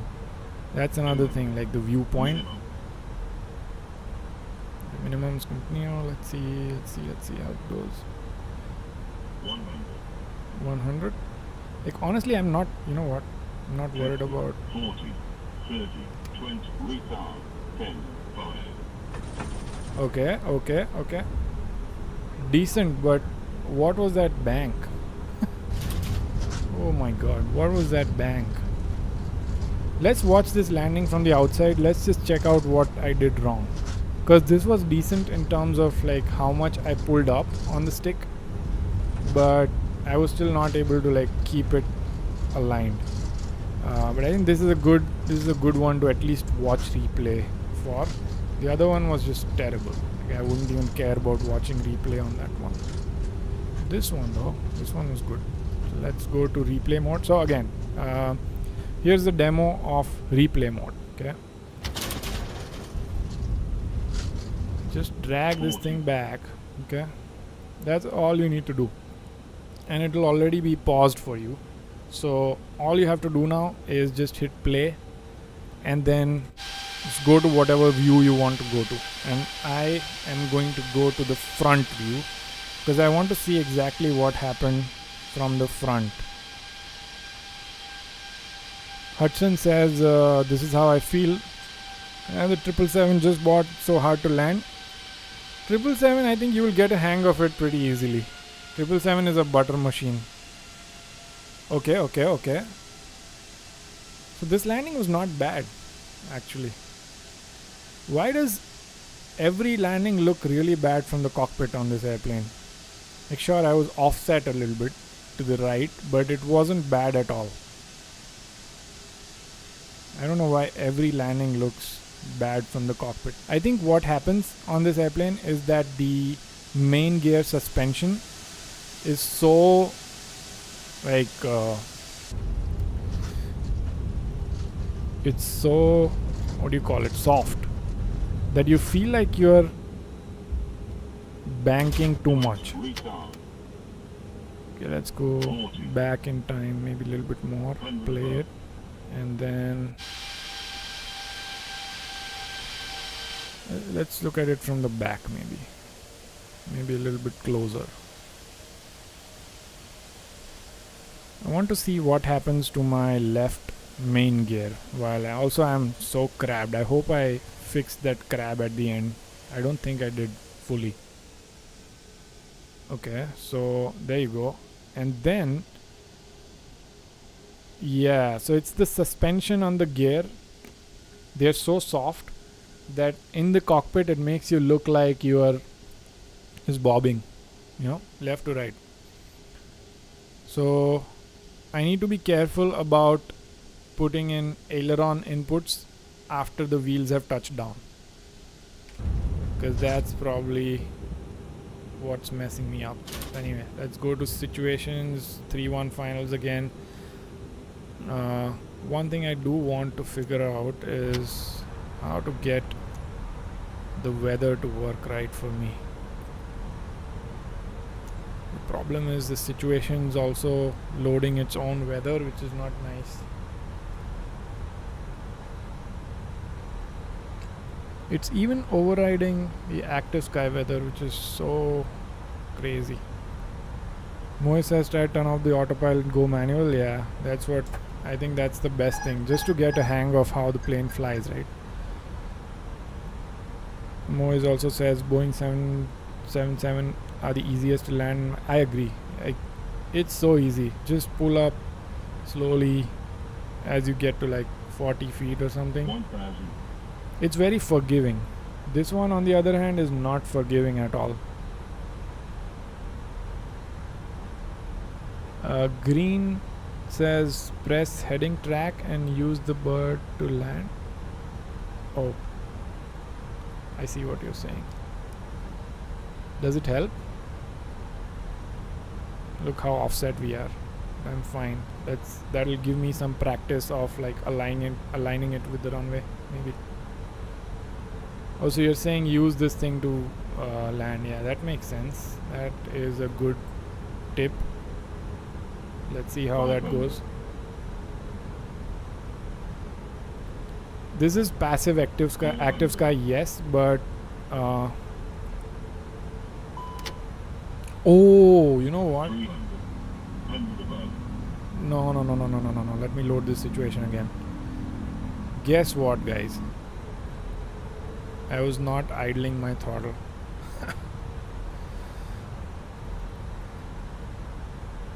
That is so dumb. Anyway, let's press this. That's a very good tip, actually.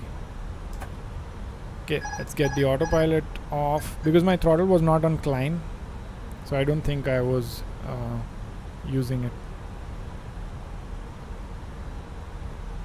So the goal is to keep that circle in that bird, so I'll try to do that. This is a very good tip, actually. Green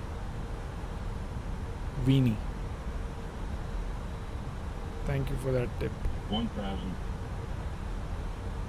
So trying to keep that in the center here.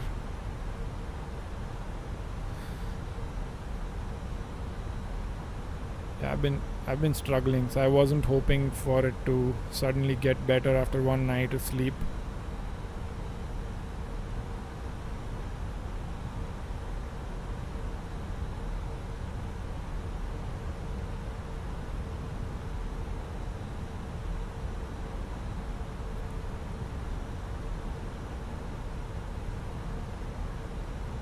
I have a hard time even keeping this shit on the glide slope.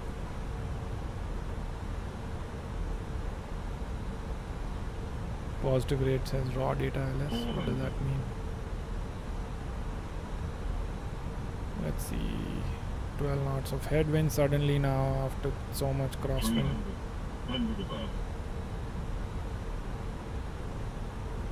Gosh, man, this thing has just so much, and the winds are also variable. I think we're gonna go somewhere else and fly this thing. 50, 40, 30, 20, retard.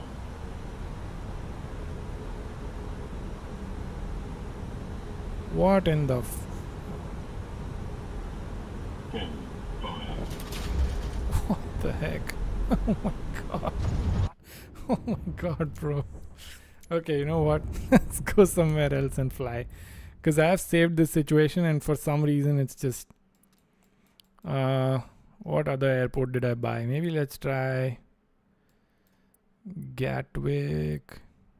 That was a slammer. Another slammer.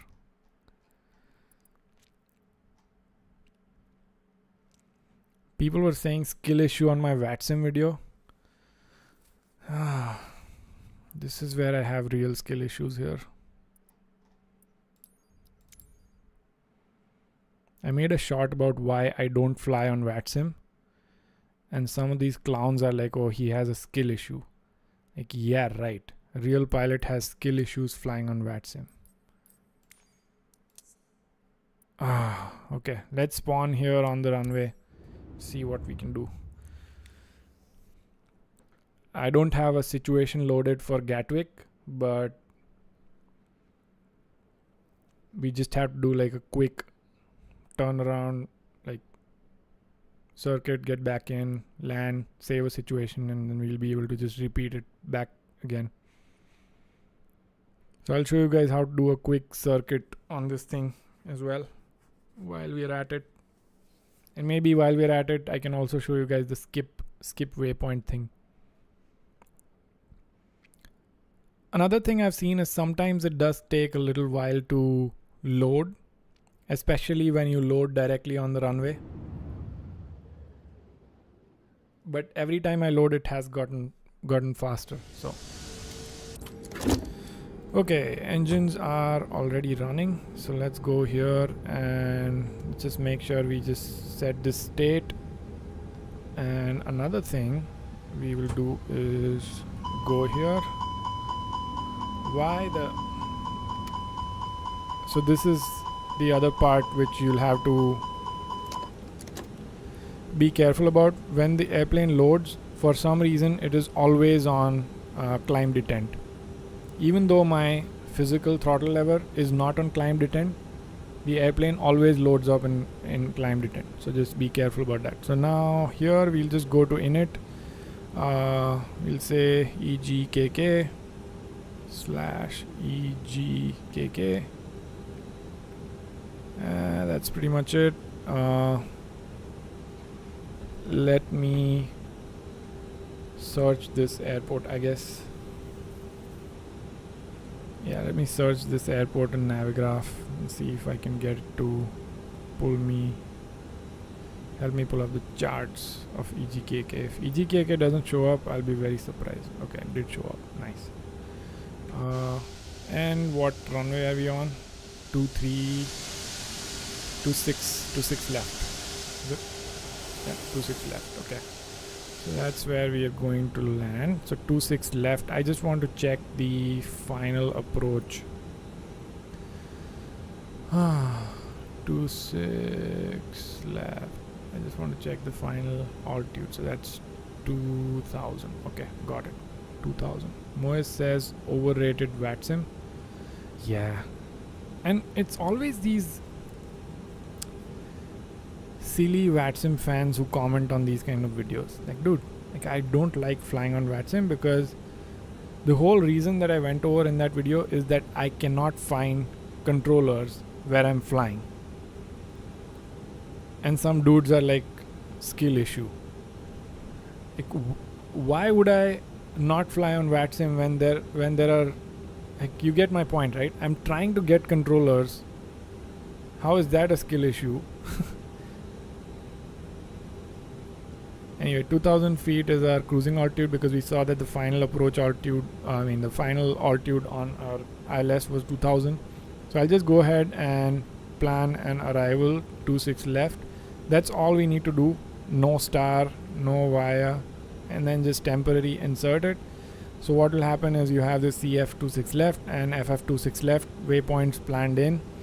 So now you can just like take off, and let me show you guys. So we'll keep this one we'll keep this one right here just like that, and we'll keep this one in the arc mode.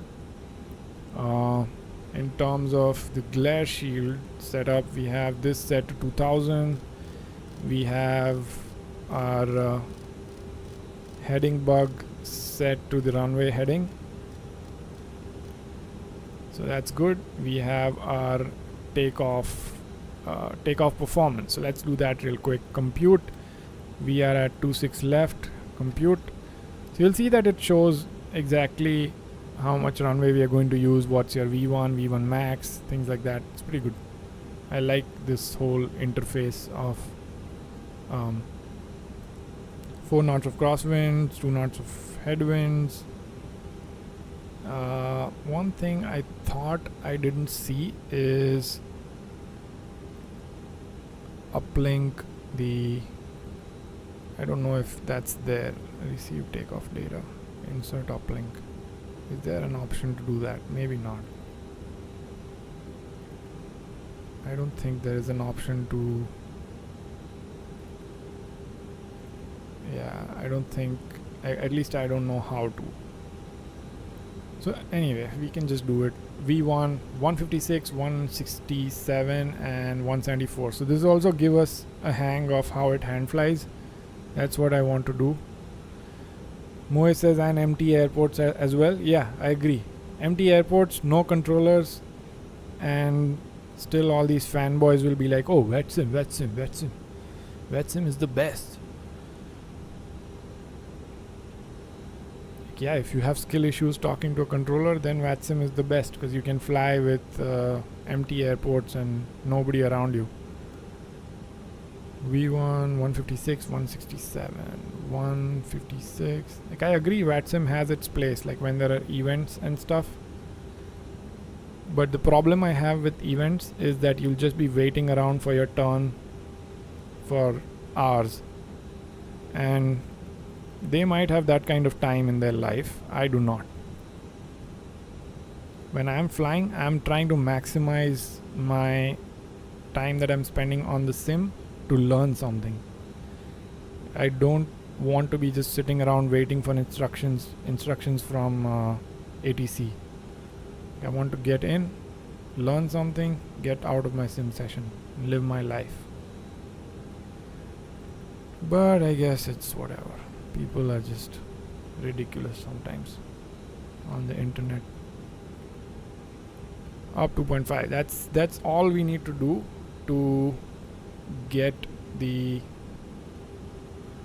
So my trim wheel does work from Bravo throttle quadrant. We set the trim to 2.5, flaps to 1. That's already set. Speed brakes armed. What else? Auto brakes to rejected takeoff. Takeoff config is normal. And takeoff lights on. And cabin is alerted. Okay. So that's how you just set up your airplane real quick to do a circuit. So all we are going to do is climb to maybe 1000 feet, take a left turn, come back in, join our ILS. Frequencies are all tuned in. Positive rate sets, people have their preferences, which I feel should be respected. And what I don't like about VRAM, and I don't like saying these things, but is that there are many people have an ego or thing. Exactly, yeah, dude. I've had that. Like, whenever you make a VRAM video, you are bound to get hatred. Like, you are bound to get hatred from these kids. And my video was not even anything to like against VRAM. I was just literally saying that, hey, this is why I don't use VRAM. And I would love to use VRAM if there were controllers everywhere and if there was like moderate amount of traffic. I would love to use it. I just made a video saying that, hey, this is why I don't use it, because this and this points. And people are like, oh, skill issue. What the heck? Okay, let's go flex. Okay, parking brakes. The real skill issue I have is with this airplane not being able to land. Toga. Just gonna go full toga because I didn't flex it. The way I think the plan was to flex it, but I forgot to put it in. It's fine. By the way, this is AnyBuild's Gatwick that I picked up yesterday. And I cannot believe this thing is stuttering. I think we should be fine.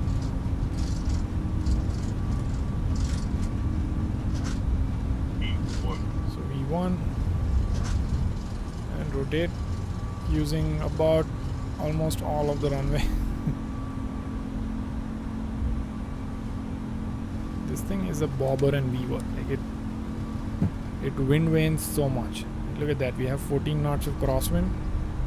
Once you're in the air, it will feel really heavy and it flies. Like, I don't know how to explain, but like, look at this.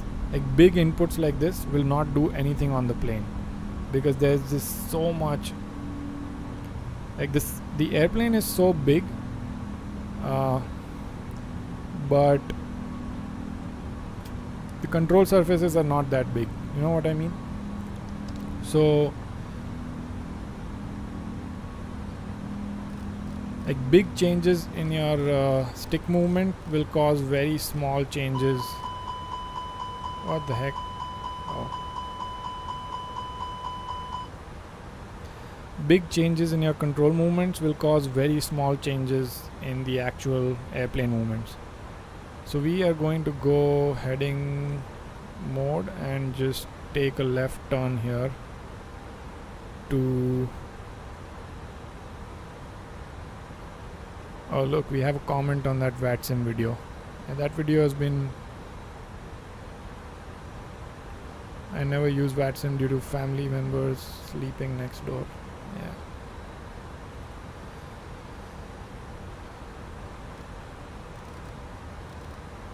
One 7. I think we can just go ahead and keep turning and take a full U-turn here back on downwind.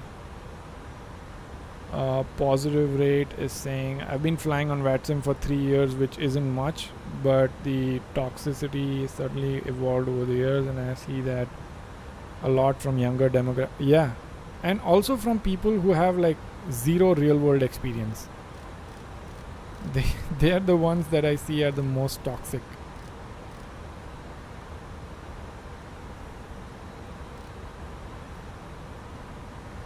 They feel like there is this sense of pride when they go on VATSIM and talk to a controller. They're like, oh, I'm a pro. Dude, just grow up, man.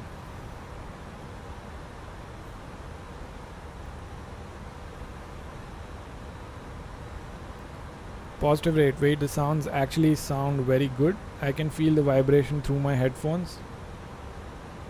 Is it? Like, I don't hear it in mine.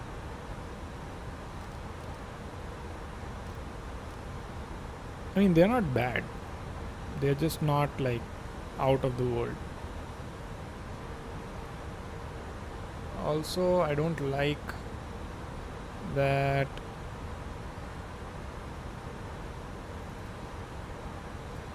I'm gonna change my TLOD tops. Actually, I'm gonna change my TLOD bottoms to 100 here and 200 tops for just for this airport, because I feel like this airport is pretty heavy.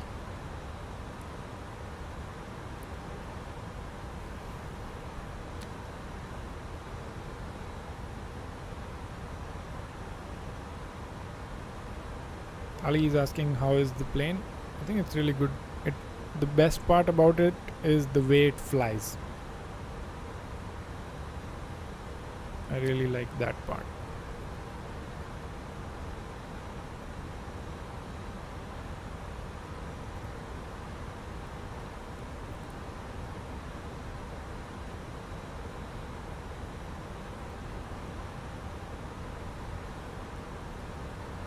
I was like, dude, on that video, I was like, dude, I've been flying for like 15 years almost on VATSIM when we never had any of these other solutions like Beyond ATC or say intentions. And now that we have that, why would I fly on VATSIM?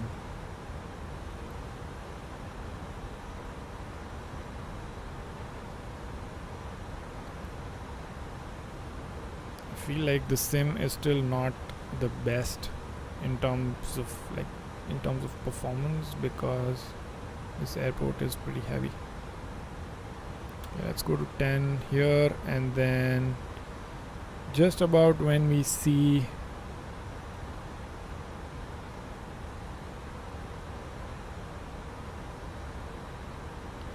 the CF26 left, maybe at like 45 degrees or something, that's when I want to turn in. And one thing that you will see is different with this airplane is you cannot come in hot on this airplane. Make sure you prepare early, because if you come in hot, it is going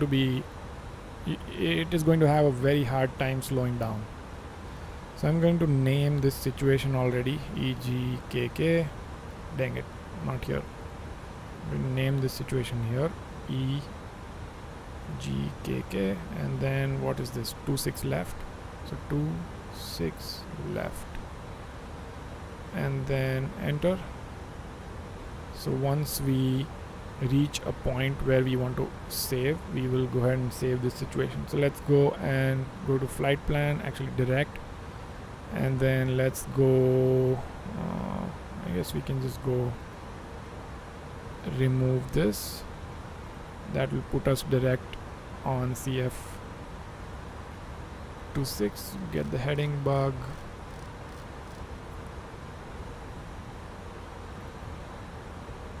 So we can go direct FF26 left. It's not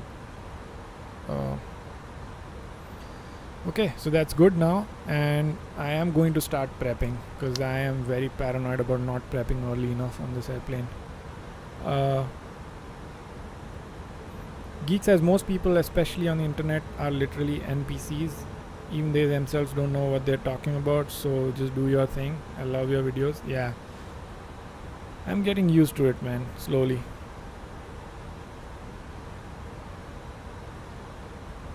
Like I'm all about logic, so when I don't see logic somewhere, I get very agitated. But then I should remember that internet doesn't have logic at all. So like most people on the internet don't have any logic in what they're saying. We'll get the approach armed, we'll get the LSS on here, and again, let's not forget to save the situation because we want to spawn right in. That's how you do a nice little circuit on this airplane. If you want to just keep flying and keep landing, you can just do one circuit and then you can save that situation right on finals. Like I'll save it exactly when I reach maybe like 5 mile final or something, and then you can just name that situation here. Like let's say I'll name it 5MF. So that doesn't sound good, so I just name it 5 mile final, and then just save it. So let's wait for the save though, and again I'm trying to deploy flaps as soon as I can. What's our VLS? Let me check our weather real quick. It's 297, so 1006. Get that in. 1006, and performance 1006. Temperature is 11. Winds are 320 at 10. We're gonna have a little bit of, and then decision height we'll just make it 200. It's just usual for our thing that we're trying to do here. Okay, FF almost there on the final fix. Positive rate says okay, I'm reaching TOD for my descent to Brussels. I enjoy listening to this stream in the background as I fly and do the paperwork preparation. Good stuff. Thanks a lot, you guys, for tuning in, interacting. Okay, let's get the gear down and the final notch of flaps as well as we come close to the glide slope capture. Glide slope is captured, and we're descending. Let's get one more notch of flaps in. 5 mile final. What I'm gonna do is flaps are full, speed brakes are armed. So now that we are fully prepped, I'll just hit save situation so that it saves our situation, and next time we can just spawn in right away from here to practice our landing at EGKK. Gosh, not crosswinds again, man. We have 11 knots of crosswinds again. 1000. It's not helping. Maybe I should just turn off active sky. I don't know. Let's disable autopilot. Let's fly this thing down. At least the winds are not changing, so hopefully it'll be better. I'm going to do maybe 3 landings here and then change the airport.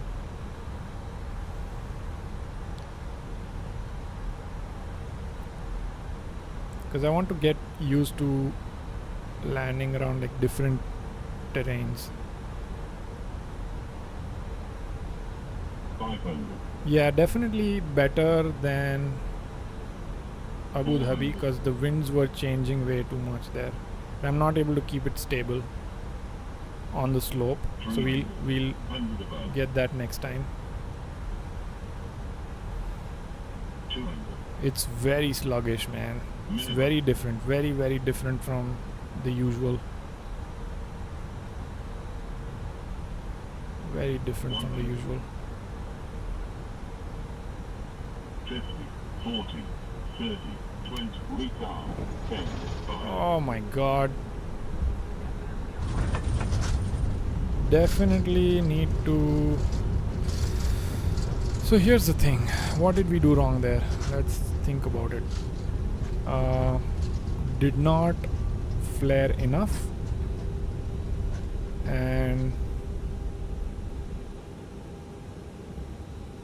I think I stopped pulling at, so I pulled a little bit at 40 and then I just stopped pulling because I'm so used to flying the Phoenix where you can overflare so easily.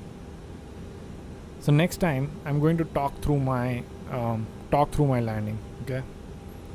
Also, I see double sceneries being loaded, so let me just go quickly to the main menu and disable my EGKK. I think I might have 2 sceneries enabled.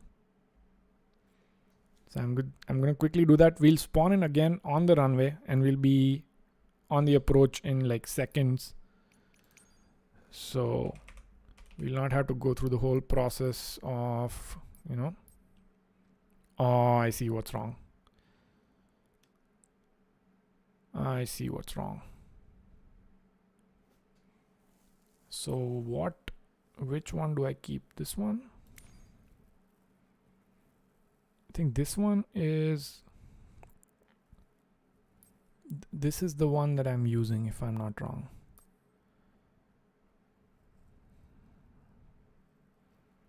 Which one do I keep? Sibel says hi. Hey, what's up? I think this one I should disable, because I think that's the default. Okay, let's go back. EGKK, where is it?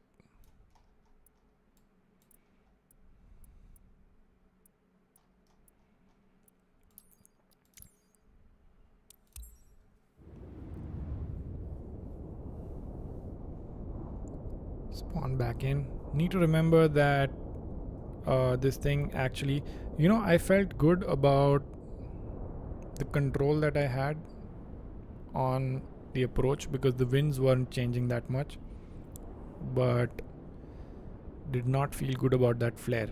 Another thing is that the viewpoint on A340 makes you feel like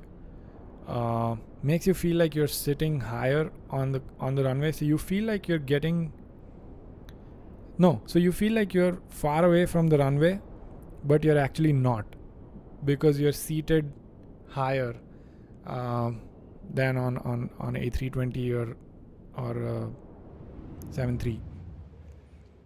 So you're just seated a little bit high, which makes it seem that way, and then that's what messes up the whole thing. What the heck? Why did it spawn here? I don't know. Oh, remember, this thing always spawns with climb detent, even though your hardware is not on climb detent. EGKK final situation load. Let's see. There you go. Let's see how this goes. I'll disable autopilot right away, and let's just fly manually. 1000. And let's not forget this, because it really helps.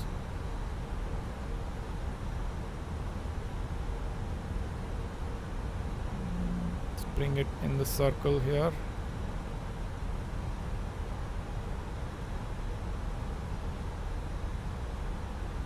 Look at that VLS though, it's so high. Okay, bringing it back in the circle here on the glide.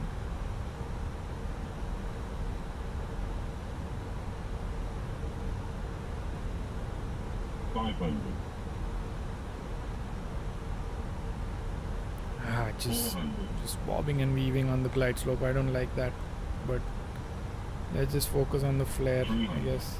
100 The above. response is so sluggish. I find it very hard to control. 200. Minimum.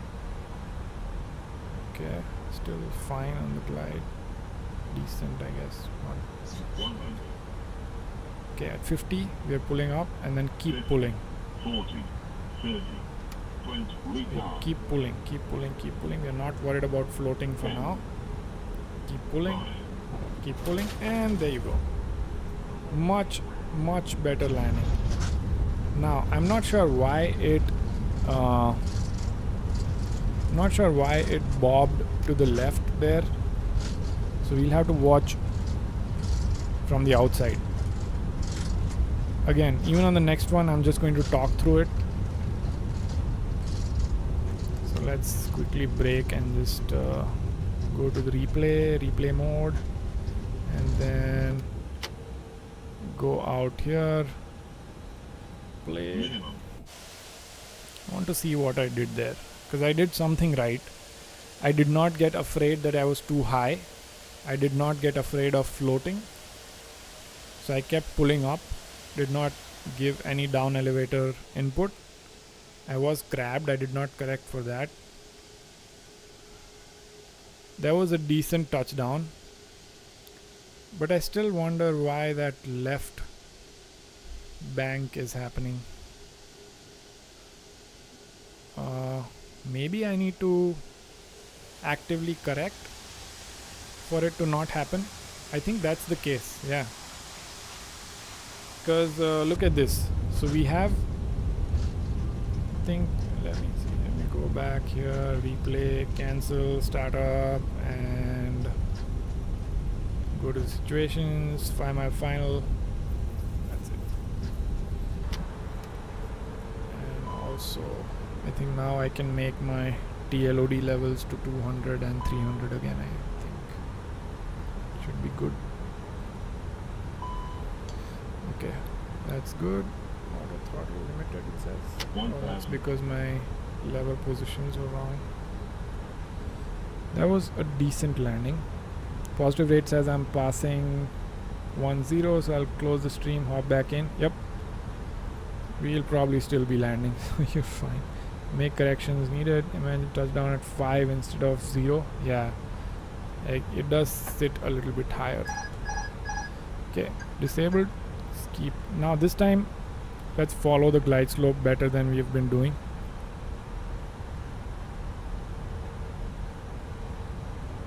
And make very small corrections. Let's not overcorrect too much, because that's what I was doing, I felt like. And also be light on the hands, I guess. I think that's better. 300. 100 above. 100 above. Let's go to this view. 200. Minimum. Now I'm high. Dang it. 100. 50. 40. 30. 20. Retard. 10. 5. Okay, so now I'm not afraid about. Okay, see, I made the wrong correction, I think, on the ailerons. It was better than last time. So now I'm not afraid about this thing floating, which is good. That's the mindset I want. I don't want the Phoenix mindset. So that is good. The only thing we need to correct now is in flight. I need to get better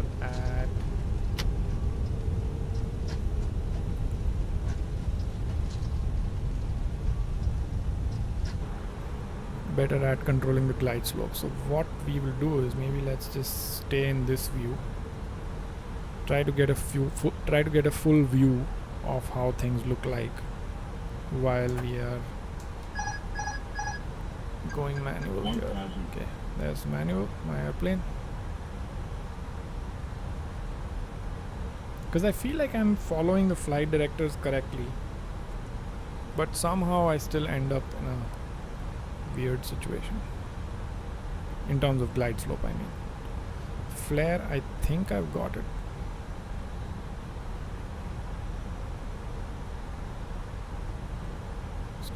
Zoom in.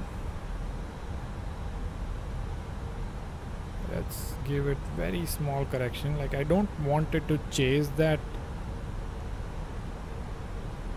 pink knob too much. I just want to go in that direction and then correct back again.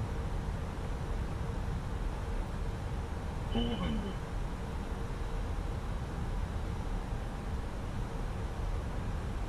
300. I think that's good. Go back to our view.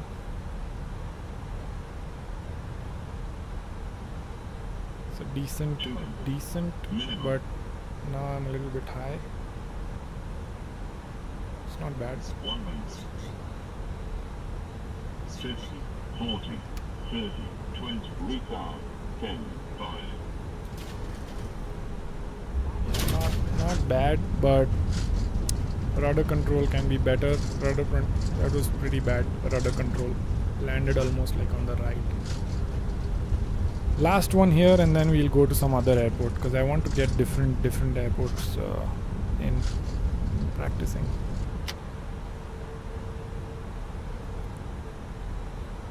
But I really like how heavy the airplane feels. It's very new to me.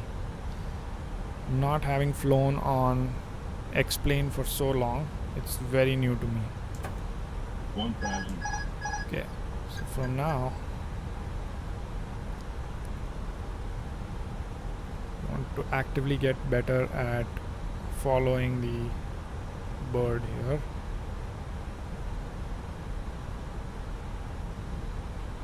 Like, I shouldn't really have to move if there was no winds. Move the controls if there was no winds.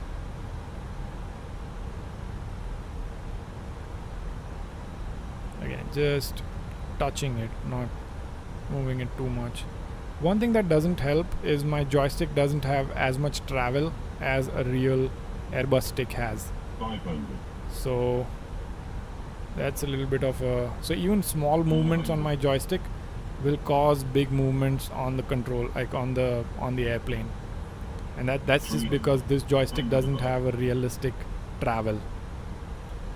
This is going much better than the last two, so that's good. 200. Minimum. Yes, a little bit high now. And this is the mistake that I'm making almost always. 50, 40, 30, 20, retard. 10. 5. Okay, not a bad touchdown. And rudder control is also decent. I would be able to easily stop on this runway with 4 full reversers. So that's fine. I'm just using 2 right now. Little bit of a floater, but not bad. So last landing at EGKK. Now we are going Heathrow. Now we are gonna go Heathrow and try doing a few landings there. And one thing I want to do is configure my reversers, all 4 reversers. So we'll do that when we spawn in at Heathrow. So let's go ahead and do that. Check on the chat real quick.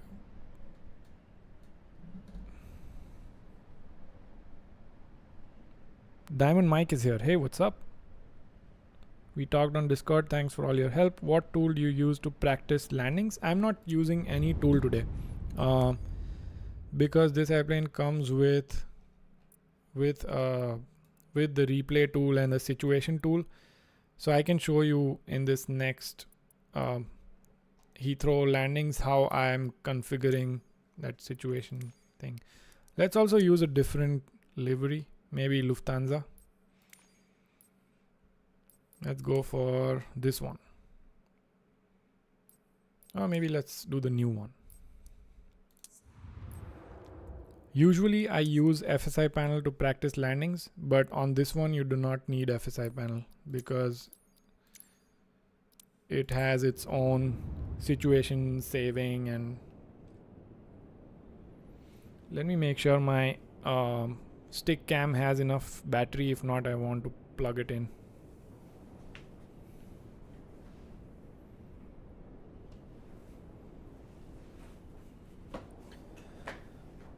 We're at like 30%. I think we should be good.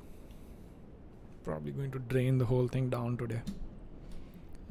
But yeah, if you guys appreciate this deep dive into the A340, I don't think I've watched a video which has gone into this kind of depth with open manual and stuff. So I'd really appreciate if you can leave a like on the video and also subscribe to the channel. I'll try not to disappoint you with the content, but if I do, you can always unsubscribe later. Okay, Heathrow.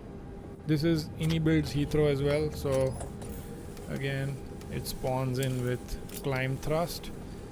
And also I need to change my FSR Plus profile because it is messing me up.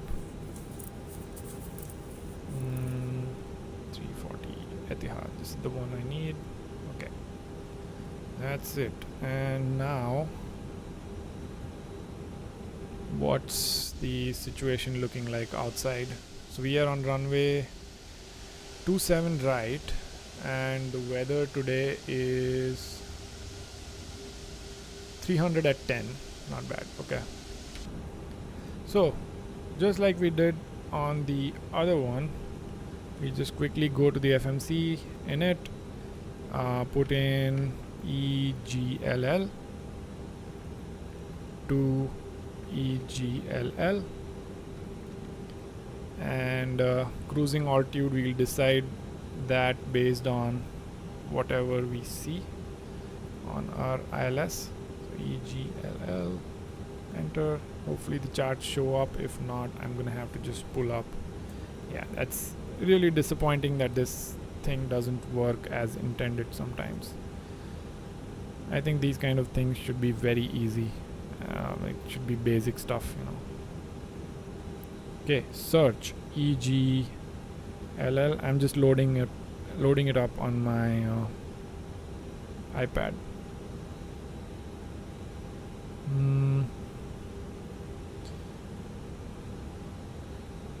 There you go, EGLL. I'm just checking the chart for 27. I believe we were at 27 left, 27 right. Yeah, 27 right. 27 right. We need to be at 2,500. So that's going to be our cruising altitude today. And then we'll put that in here as well, 2,500, and then just quickly do the takeoff performance calculation. Heathrow 27 right, compute 163, 163, 163, 163. It's just all of this is just placeholders so that we can just get out of here. Flaps are going to be 1 up 2.6, 1 up 2.6. This time let's do a flex takeoff. So flex to temp is going to be 70. So you don't just put in the value, you have to put in F70 and then it will take the input. So we have flexed it to 70 degrees, so we should not be using a lot of power in this takeoff. Takeoff config, check. Cabin, check. All green. Flaps are 1. Speed brakes, everything is good. Okay, let's go. Parking brakes out, and let's take off.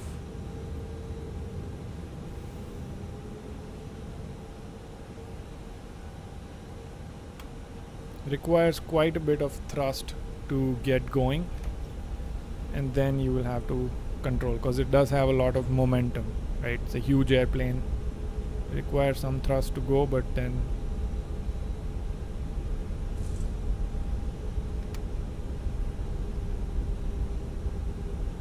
I'm not using track IR today just because I want to start introducing one thing at a time. Like if I introduce my head movement along with me being terrible at landing this airplane, that would be a disaster.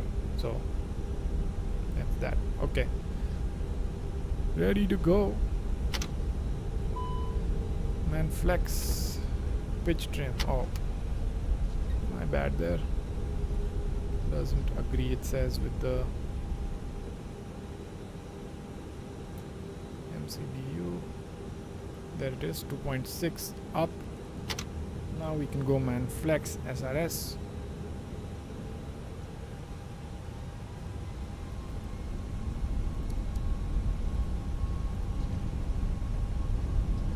I really like how it feels on takeoffs. Very stable. It will weave, like bob and weave a little bit if you have a lot of winds, because the wings are huge. But overall, feels amazing. This is a long runway, so it'll be nice to not think about floating. EGKK was still a short one. Again, you see that? Crosswinds from the left, you're having to correct a little bit. There you go, V1 and rotate. So you have to correct when you're on the ground, but then as you're in the air, you put your nose into the wind and it'll be stable, which is exactly how it works in real world. So very stable.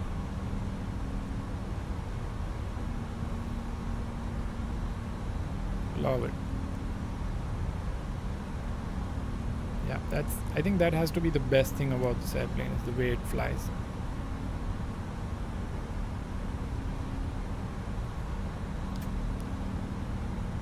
Okay, I'm gonna put it on open climb up to 2500. Throttle lever to climb, and one thing that we forgot to do was to actually plan for our arrival, so we'll do that real quick, and we don't really have to do much there. 27 right, no star, no wire, temporary insert, and that should be good. And we'll also get our heading bug. We'll turn to the left here towards downwind. We've reached the S speed, so let's get the flaps out of the way. Forgot TCAS. Warning is fine, it's just for a few seconds, and we'll go heading off. Let's start from 090. That should put us in a nice spot. 2000. Flaps are up.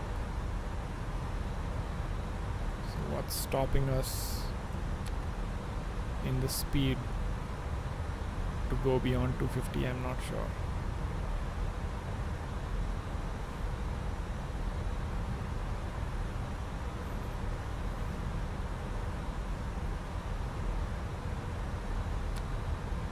I am not sure what is.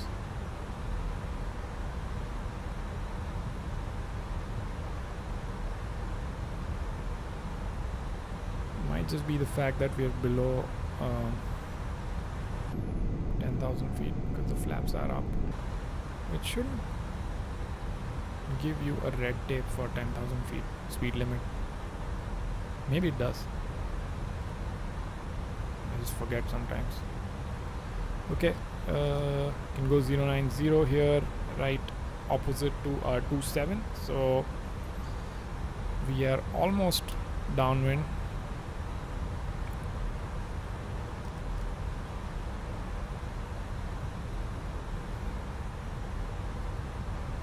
And like I said, we do need to prepare early on this. So we'll do that when we turn base. It's a very quick way to do this circuit. And then just keep this ready, save situation file name ready. So I'll name it as EGLL and underscore 27 right underscore 5 mile final. So I want to save all these different situations so that next time I can just spawn in and load the situation. So you just have to do this one time. Very nice, very intuitive. Positive rate says my FPS has been really good for the whole flight. I've been doing with an approach, it starts stuttering like crazy, but it seems like stuttering, but more like the FPS dropped from FG to my native. Is there any chance you're clicking away from the sim so that the FG is not working on the sim? Because like for example, when I click away on my second monitor, frame gen is not working on my main monitor where the sim is running. Is there any chance that is happening? I checked on this approach because I saw it happening on the last two approaches. Auto FPS said it was still at 99, which is normal, all look normal. If auto FPS is reading your FPS correctly, then that shouldn't be an issue, because look at this. Right now I have auto FPS active or like clicked on, right? So it's showing that I'm only doing 37 FPS. But if I take it off screen and click on my sim screen, then auto FPS shows that now I'm at like 109 FPS.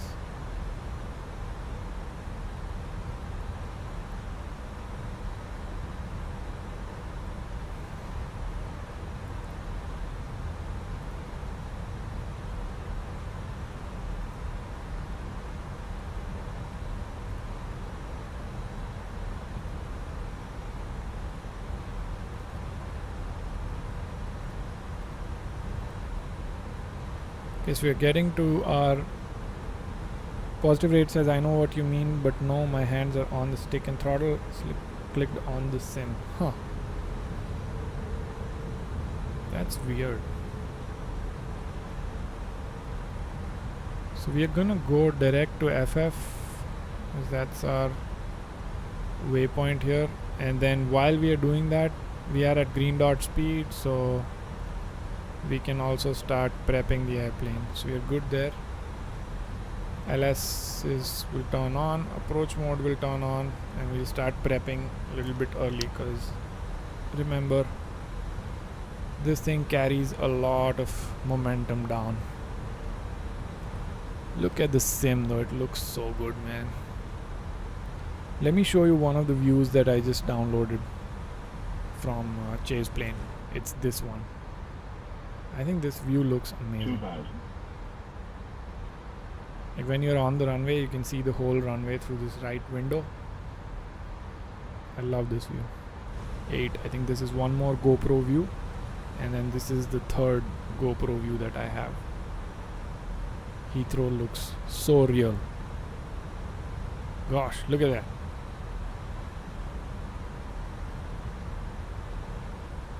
That's amazing. That's a really nice view. I will agree. This is a screenshot worthy view. I'm gonna take one.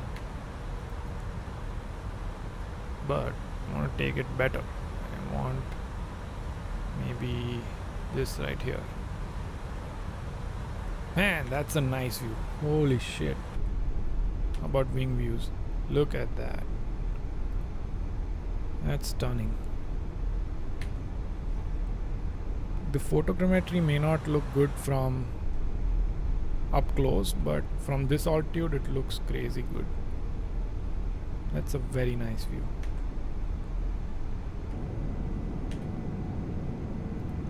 Okay, let's not get distracted here. Let's prep early.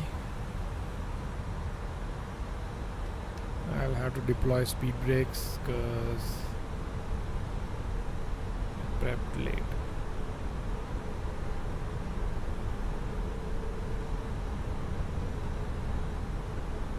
Positive rate says add some blur approach, blur on the approach plus sunset, you'll get a good wallpaper. Yeah, let's do a replay from outside view this time. If the landing goes well, let's do a nice replay from the outside view.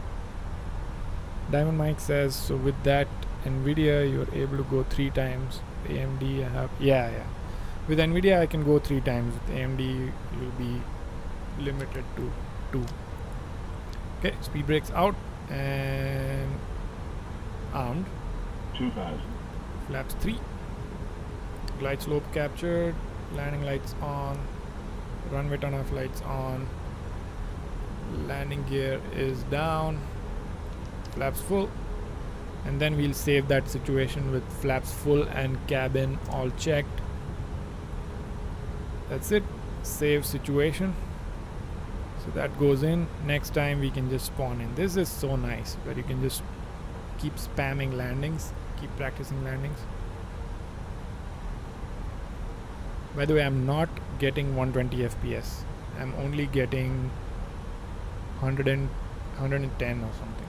Yeah, 110 to 115. So it's not able to get me to the full 120 FPS. By the way, look at that.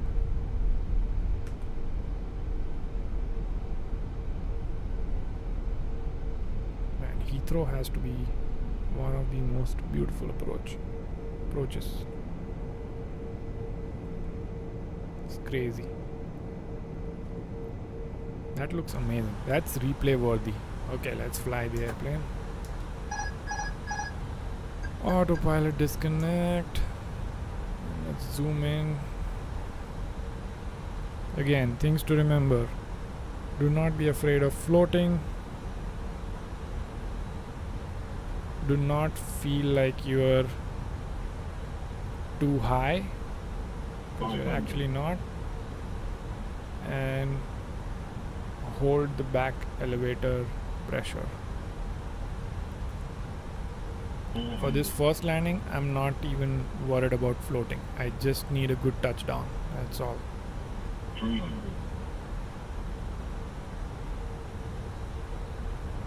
Oh boy, it's not the best at performance though. 200. It's enabled Heathrow. I might have to turn down some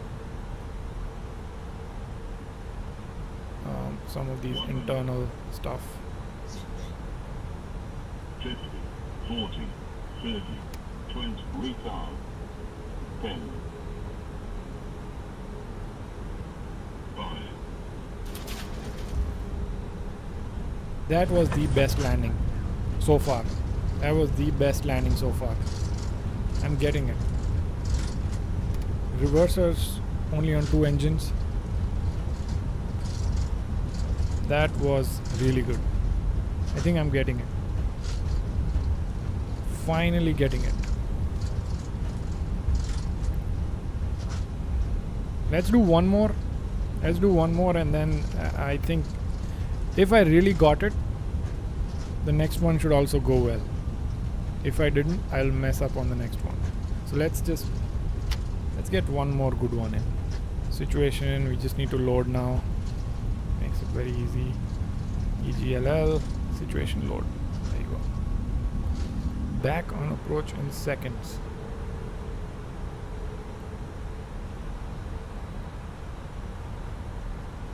How about also we turn down some settings, because Heathrow is killing me.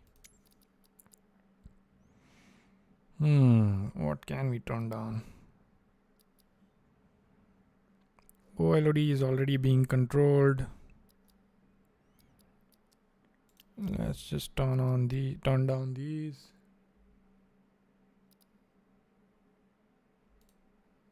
And maybe buildings as well. Trees and buildings. Let's do that. I think that's good. Resume. Okay. I'm gonna disable autopilot early on and just fly the airplane, because I do want to also get better at controlling it on the glide slope. I think this stream has really helped. I think these multiple landings that we did, it has really helped. So we have a 15 knot cross here, 12 knots. Okay, 900 feet per minute, keeping it in that circle. 1000. This was one of the best tips that I got from Green Weenie. I don't know if you're still watching, but thanks for this one. It really helps having this thing on the PFD. It's almost cheating, but I'll get away from it.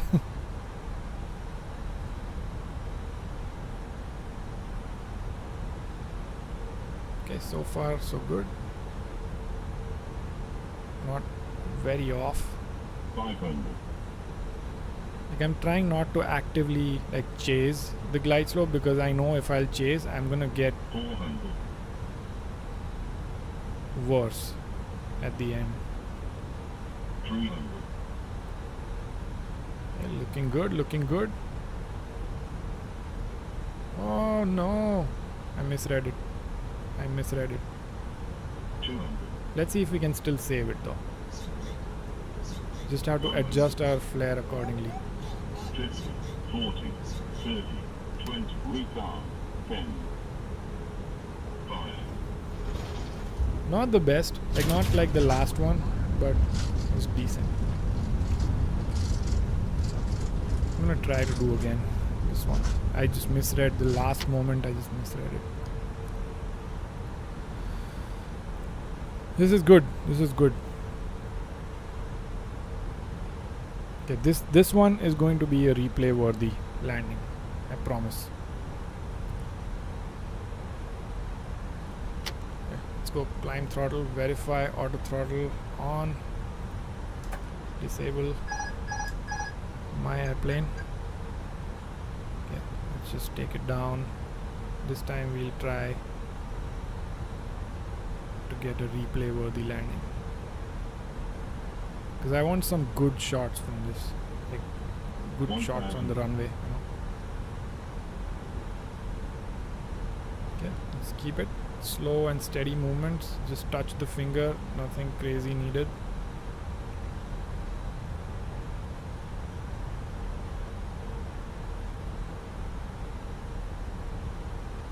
Nothing crazy needed.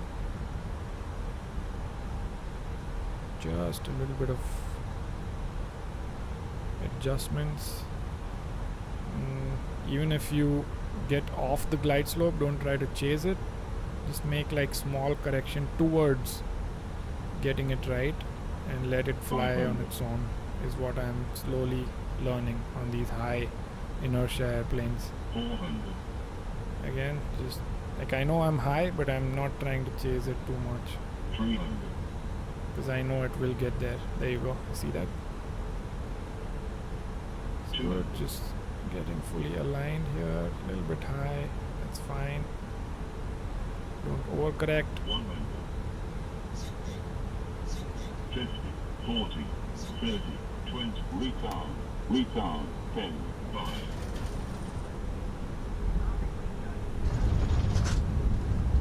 This was good, but still a little bit bobby. You know what? One more. I hope you guys are not bored. I'm having a lot of fun. Just one more. I think we've got this. For the most part, I think we've got this. Diamond Mike says, "You're the best, bro. Glad we're friends now." I am in no way the best, dude. I'm just a dumbass on the internet. Let's see. Disable. This time, let's fly from this view. And also not enable the 1000. FPA thing. We try to just fly it by the flight directors this time. Touchdown is covered. I just need to make sure that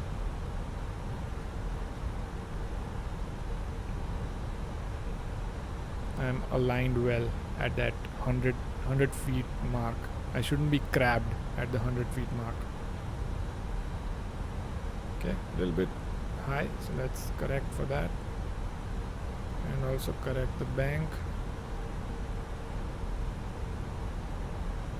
Someone says bro flare. Some other video.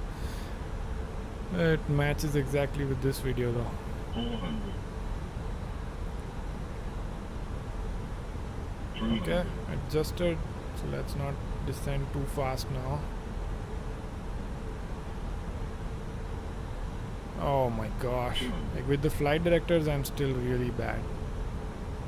maybe the landing will still be okay. 50, 40, 30, 20, retard, 10, 5.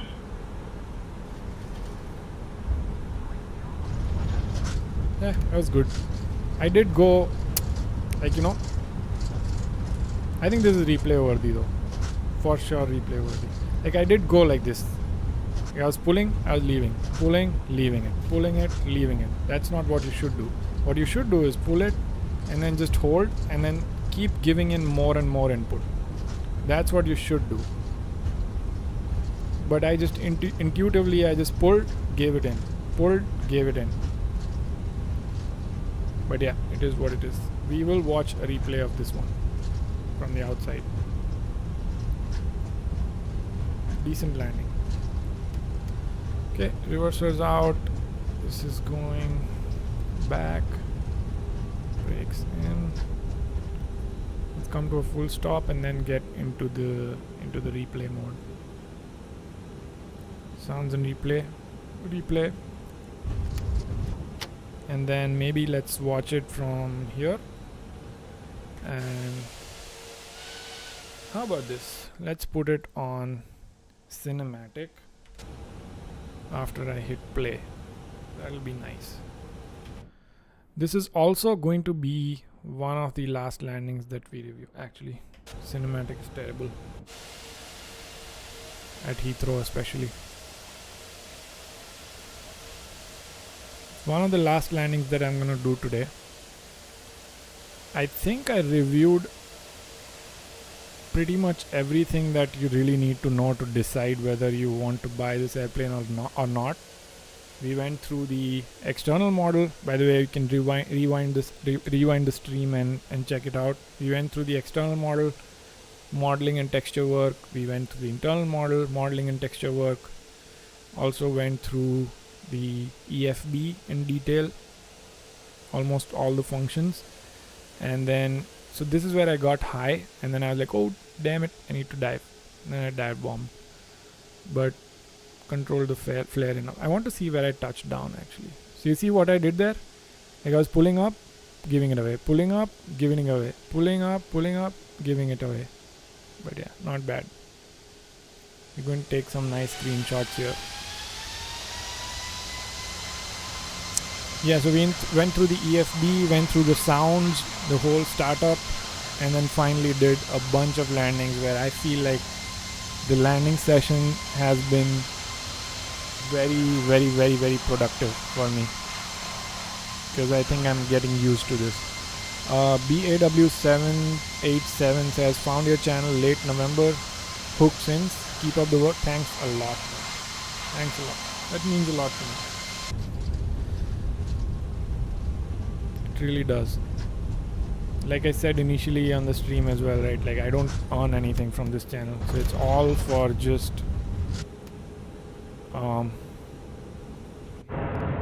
if I find something useful in the sim, it is to help you guys out, and otherwise it's just my hobby project, side hobby project. So I really appreciate when people like my videos, subscribe to the channel, because that's all I'm gaining from this channel. There is no monetary benefit for me. Okay, so what I'm trying to do here is like get this nice drone view shot. So in case you guys need a tutorial on how to do this, like how to do these outside shots, this is where it is. Okay, what I do is, first of all, I go to the drone view. So right now I'm in drone view. I adjust my camera. By the way, I'm using chase plane, so I adjust my camera wherever I want to have my drone view set up. The next thing I'll do is I'll press F12. Your key can be anything. F12 basically blurs everything that is not in focus, or that's not in the center of your screen. So if something else is in the center of your screen, the airplane will be blurred. And the last thing you have to do is go to the drone camera edit and click on this track aircraft. I'm assuming all of you have chase plane. Most of you have chase plane. So now what it will do is, no matter where you move your camera, after maybe a second or two, it's going to snap back to the airplane. And what this makes sure that your airplane always stays in focus. Okay, so the only the background will get blurred and the airplane will always stay in focus. So that's how you do these cinematics, like the landing cinematics. So let's go back to the cockpit now that I have my camera set up. All I have to do is just go back in time here and then hit play and then go back to my camera, drone camera. Damn, there's a lot of crab. I wonder if this thing is doing the right thing when it comes to crab, because the winds were only 15 knots. Oh, that's where I dive bombed. You can see that. The winds were what, 11, 12 knots of crosswind? That too not direct crosswind. And it's still... Ooh. Man, that's a nice view. A nice landing as well.